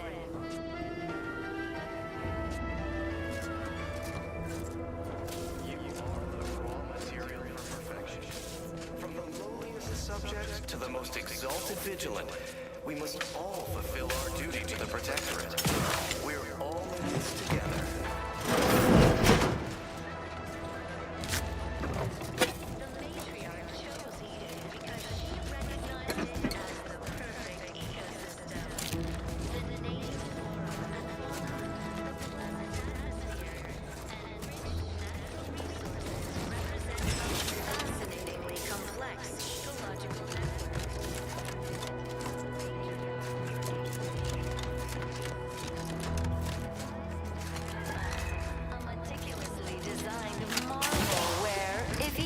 Does our part, produces glorious bounty for all. Naturally, sometimes challenges do arise.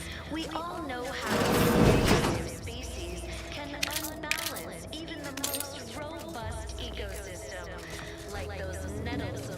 mastodons, or the base individualists within Auntie's choice. Though don't fret, the system is resilient.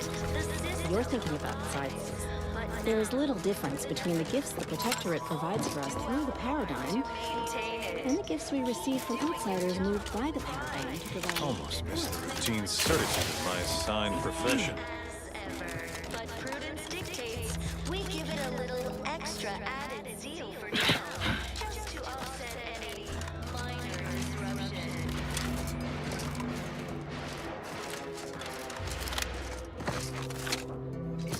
Subjects lacking the appropriate zeal for their assigned work. Report them for mental refreshment okay. It's not...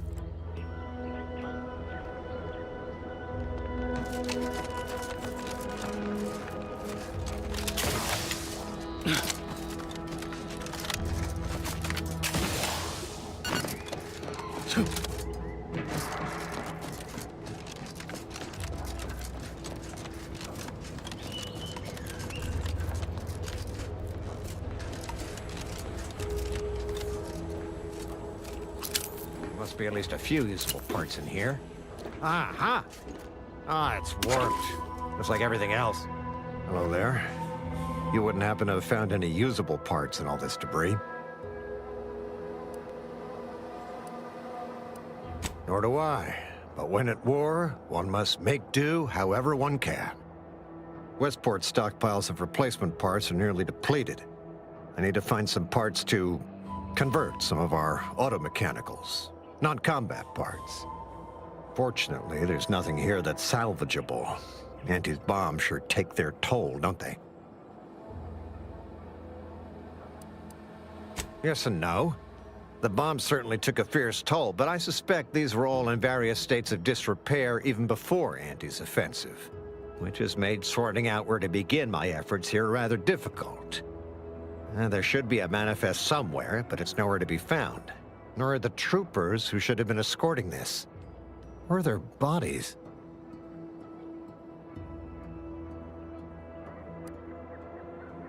The only species in these parts that would pose such a threat to an armed escort squad would be crabbles, but the guard at Westport has always made a point of culling them with automechs so they don't get out of hand.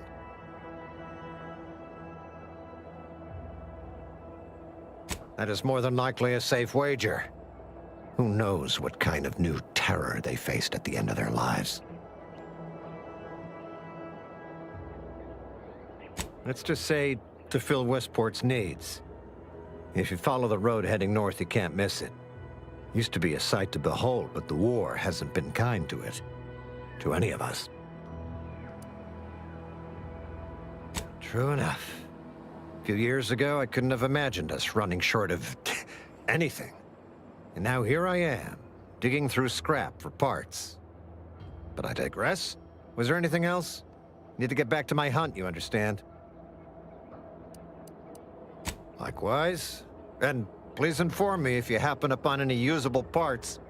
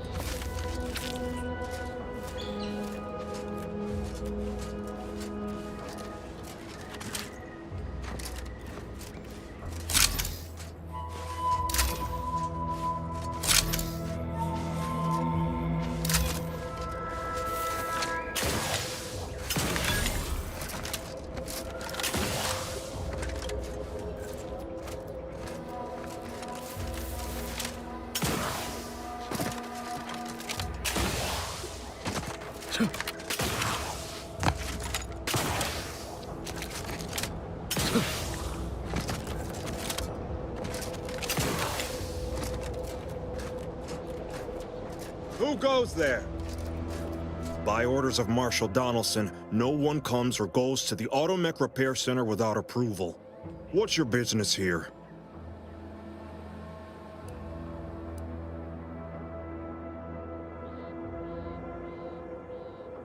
We could use the assistance, that's for sure. The gas leak has made our automechs a touch unreliable. Marshal Donaldson likes to greet new arrivals personally.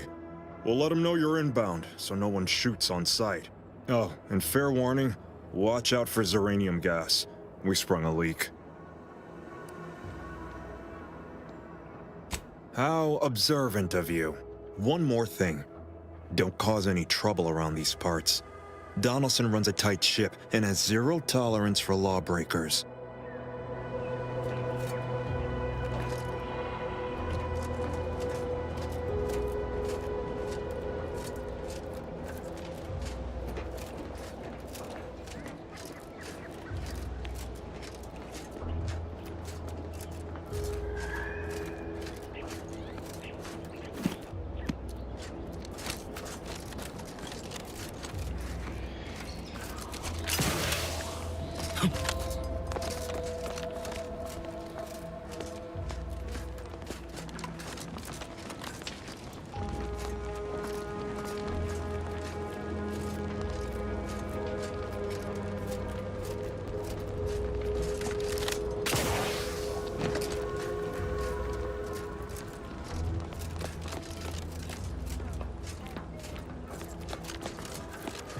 All that matters is getting these automechs to the Vox relay station.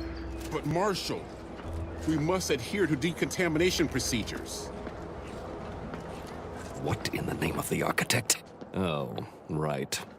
My guards told me to expect a new arrival, right before our chief mechanist decided to harangue me with the latest on our catastrophe. Marshal, you're acting as though I'm not standing here arguing the impending doom of this facility. Woodrow, normally I would be obliged, nay, happy, to receive your senseless jawing. But not today. Perhaps this outsider can assist where you've failed. I hope you've come to help, because a crisis is bearing down on us, and I've a dearth of reliable hands with which to manage it. You see, Woodrow, why at this rate, we'll have the facility up and running in little to no time. That's what scares me, Marshal. Like you, me and my consternated head technician are new arrivals. Though we may not last long if we fail to repair the uranium leak.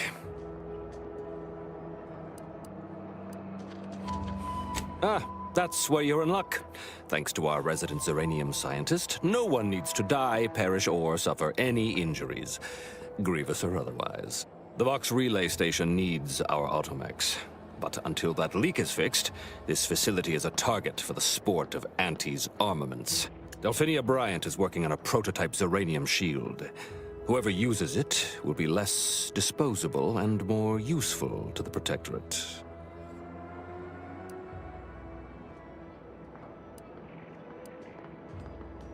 That's the spirit. You've got gumption, nerve, and daring do. Almost reminds me of myself. Marshal, those automechs have been corrupted with uranium. I can't even cogitate on what they're capable of if we lack the time or resources to approach this rationally. Should they go berserk, we may well be turning the very subject you intend to resupply into their victims. We'd be branded as traitors. Then perhaps you had better explain to Brigadier Montelli why his defenses are grounded. And you can do so personally, in the comfort of his office. Montelli? I rescind my objection. May the delicate workings of the paradigm point us toward a better way. There's a good fellow. Cleave to your loyalty, and it will never steer you wrong.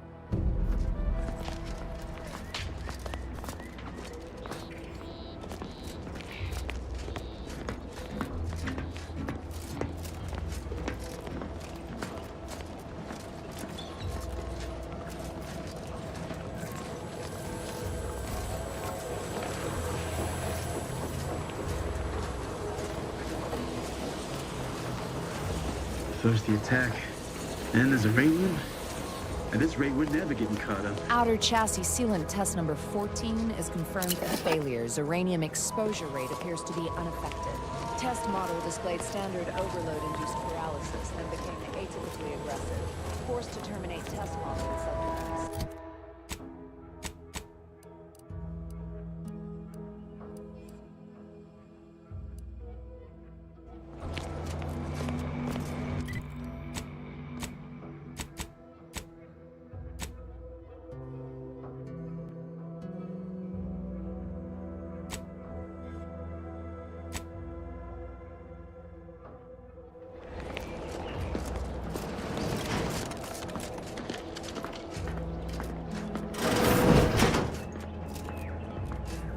I'm glad that spectacle didn't scare you off. Between the recent attacks and the gas leak, you find us on the razor's edge between reason and panic. Whether or not you're able to help us, I'm grateful to have an extra set of eyes on the problem. Uranium is hardly my area of expertise, but it falls to me to find a solution, lest I follow my predecessors to their untimely fate.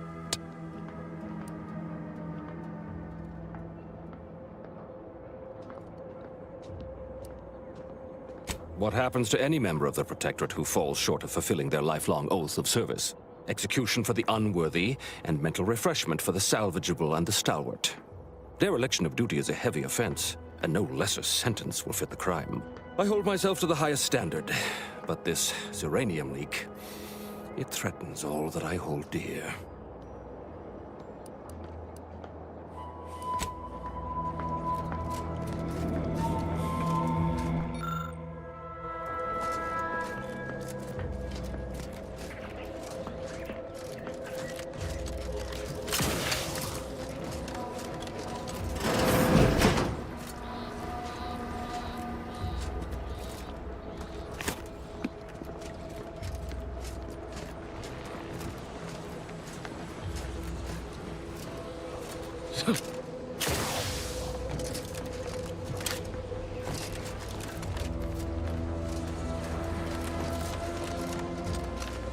Outsider.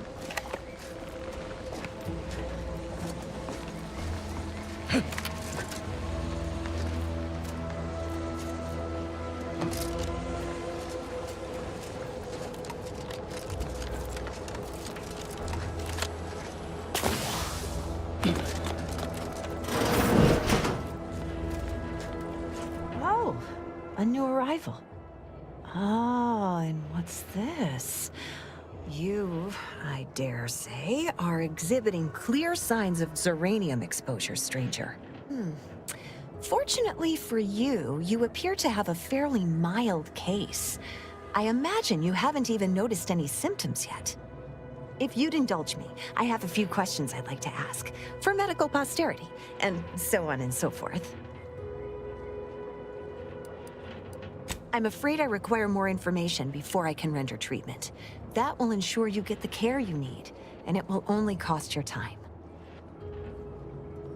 First question, can you describe the conditions in which you were exposed to the Zeranium?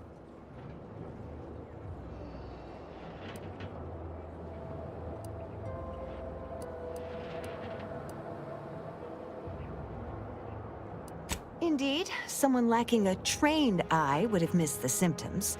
However, I happen to specialize in this particular malady. All right, next question. How are you feeling? For instance, do your bones seem noticeably softer somehow?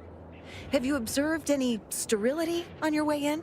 Or aching in your thyroid or spleen?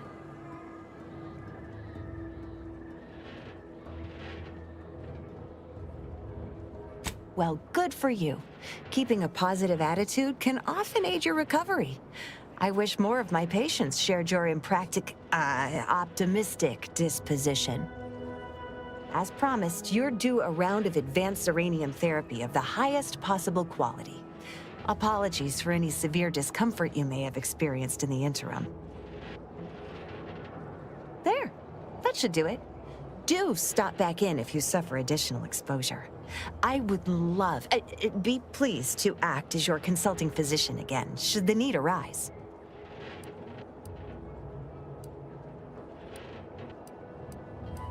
Oh, gladly. I've rather dedicated my life to researching its unique form of matter. What would you like to know? Total avoidance is best, but try to get out of the Zeranium as quickly as you can if exposure becomes necessary. Come to think of it, there may be some exciting new breakthroughs in the near future. Our visiting scientist next door is working on a device that shields the user from Zeranium's effects, though she was having a spot of trouble last I heard.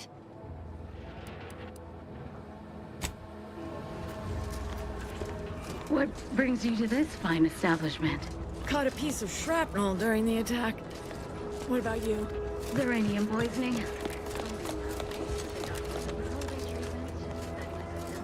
Sovereign mercy. How do you feel? Downright privileged is how I feel.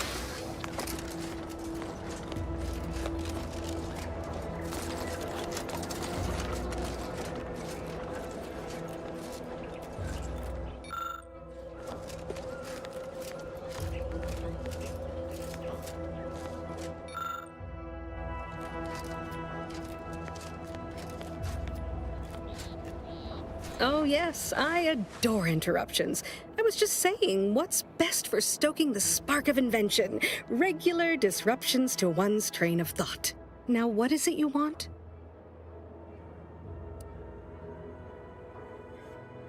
Ah, our good Marshal sent you, did he? Well, unfortunately, the device is taking longer than expected.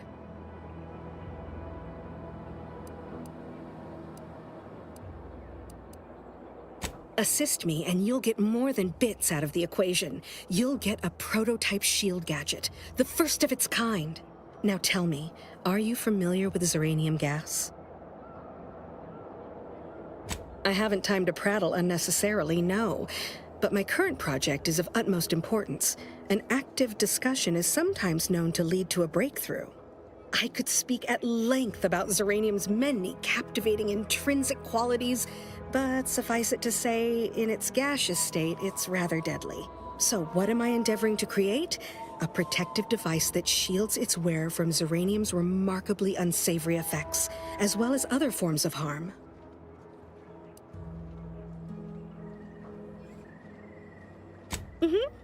Ought to have the prototype up and running, just a few small operational details left to untangle. Alas, while I'm occupied with inventing this shield gadget, I also find myself in need of assistance regarding its key components. Bits? Is that what this is about?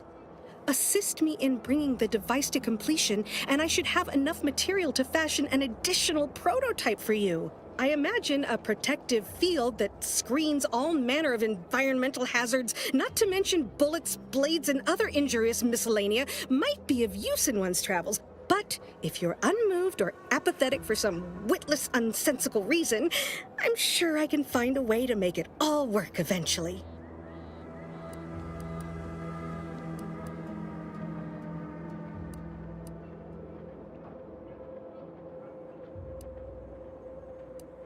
Suppose I shouldn't expect every average wayfarer to appreciate the extent of what I'm offering. But fine, I'll provide additional monetary incentive if such is what you require. Now here, you'll need this apparatus. It's for collecting stray Zeranium effluvium. Gas, that is. My supply is running low from all the iterative testing I've been performing. Merely activate the device once it's inside a Zeranium cloud, the one around the main hangar specifically. Try to avoid any fields of dense Zeranium, or death is all but assured. Any questions?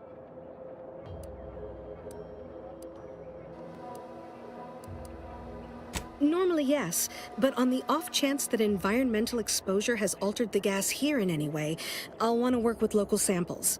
Ideally, the resulting shielding will protect against any gas, but since it's of utmost importance that it work on the gas here, I'll be calibrating against that. Oh, so exhilarating to have a new subordinate. I look forward to thoroughly scrutinizing your work. Now, shoo-shoo! Off with you now! Gather those samples! Shoo!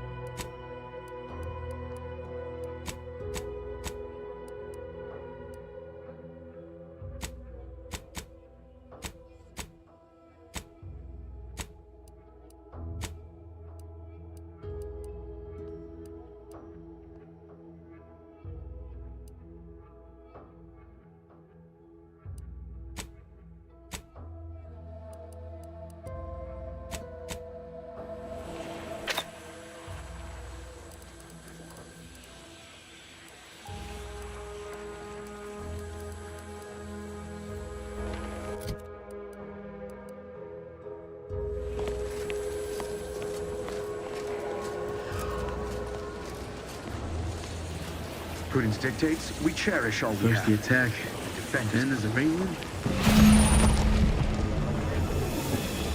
At this rate, we're never getting caught up.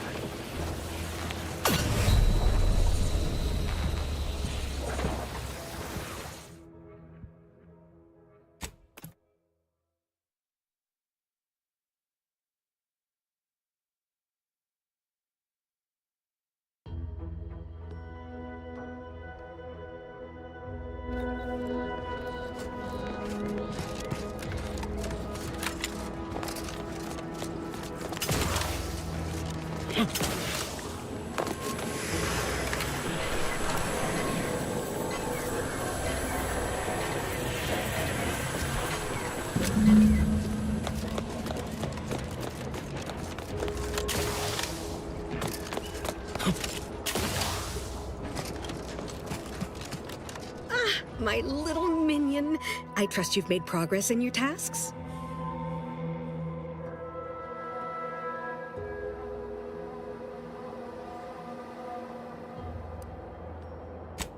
did I tell you? Perfectly safe. Either that or you tolerate Zeranium poisoning like a champ. Good for you. Should you suffer from any lingering symptoms of contamination, visit the medical center and they'll get you squared away. Now, on to business. The device already generates a field exactly as specified, albeit on a very small scale. Still, progress is progress. What's needed now is something to help extend and shape the field around the user.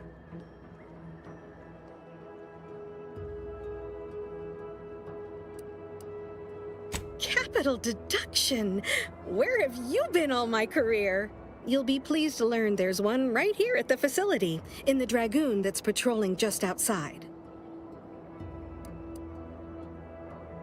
You guessed correctly. Our chief mechanist was rather hostile to the idea. So you may have trouble getting your hands on the catalytic amplifier. Dragoons are a mainstay of our military. The design has been in production for decades. I had a model of one when I was young. All children did. You must have seen the large automech patrolling the interior grounds. That is the Dragoon. Good. A flexible mindset should behoove you on this task. Perhaps the chief mechanist will prove more receptive to your request. Failing that, be prepared to exercise creativity if needed. One last thing. The Dragoon must not be harmed. Not only would the amplifier likely be damaged, but we'd both be summarily executed, assuming we survive the firefight that ensued. Well, off you go. Shoo.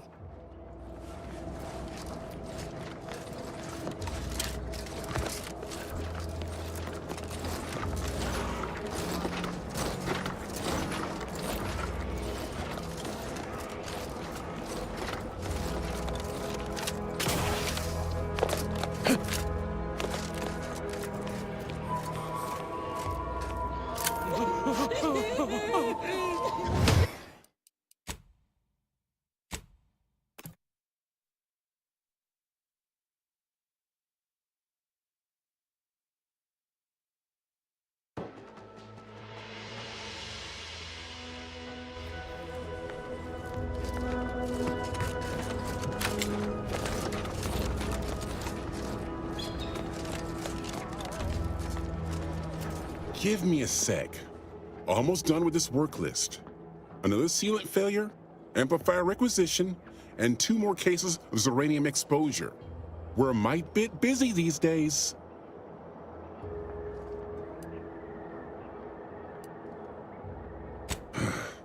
She and I have been over this 100 times. Please understand. The original staff of this facility were rounded up and refreshed because they couldn't safeguard a protectorate asset. Why should I follow their example by reducing our sole working Dragoon to a pile of unpatriotic scrap? I can't. I won't.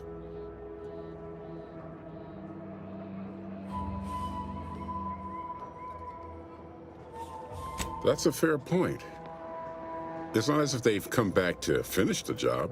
Perhaps they assume we're already beaten.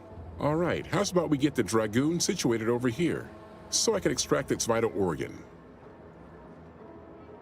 1 catalytic amplifier as agreed. I hate to lose another Dragoon, but desperate times call for desperate measures. Be seeing you, stranger.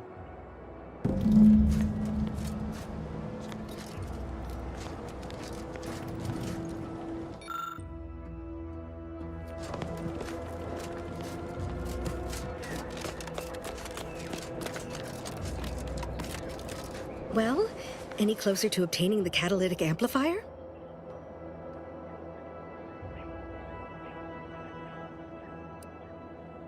Oh, superb! I'm almost tempted to ask how you managed it. But pressing on, just a moment to remove what I need and install it in the prototype. With this gadget, you'll be shielded against more than Zeranium, you know.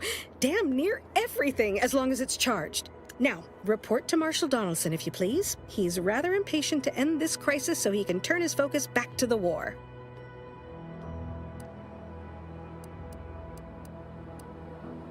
Oh, of course. Our little agreement. How could I forget? Your payment as promised. I'm almost ashamed to admit it, but I didn't think you'd last long enough to collect it, which is the only reason I agreed to such a thing naturally.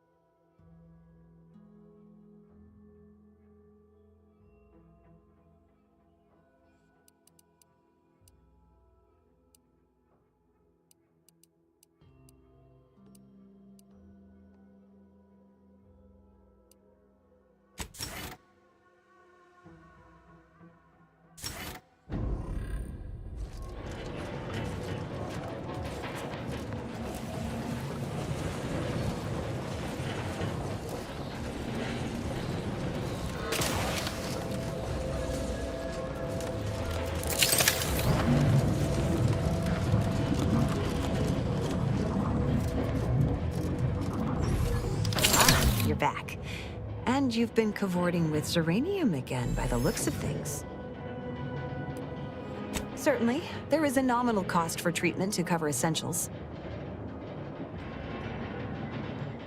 All right then, hold perfectly still. There, all better. Was there anything else you needed?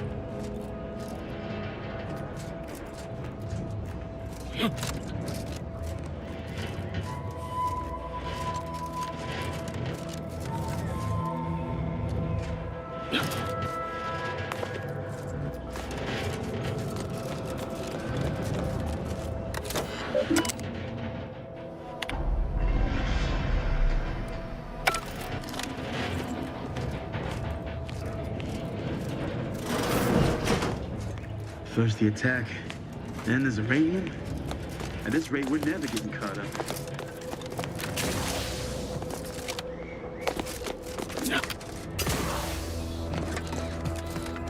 Ah, my erstwhile assistant returns. To what do I owe the pleasure? I might recommend the local quartermaster. It's their job to track and distribute this facility's supplies, after all. Until a more convenient date and time.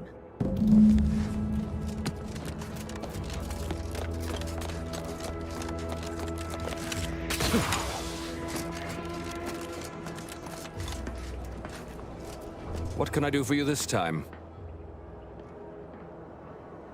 At last, the tide is shifting. Today, we fix our automechanicals. Tomorrow, we push the unprincipled interlopers of Auntie's choice into the sea. You've done us a great service, stranger, and I would see your efforts rewarded. Alas, we don't have much to offer since our supplies are so low. I hope these bits will suffice. We confiscated them from the corpses of the scouts who attempted to infiltrate this facility a few weeks back. It carries the invaders' taint, but it should spend just the same. Perhaps you're right. Accept this with my gratitude. Now I can show our chief mechanist that he was wrong, and a little Zeranium poisoning won't do those automechs any harm.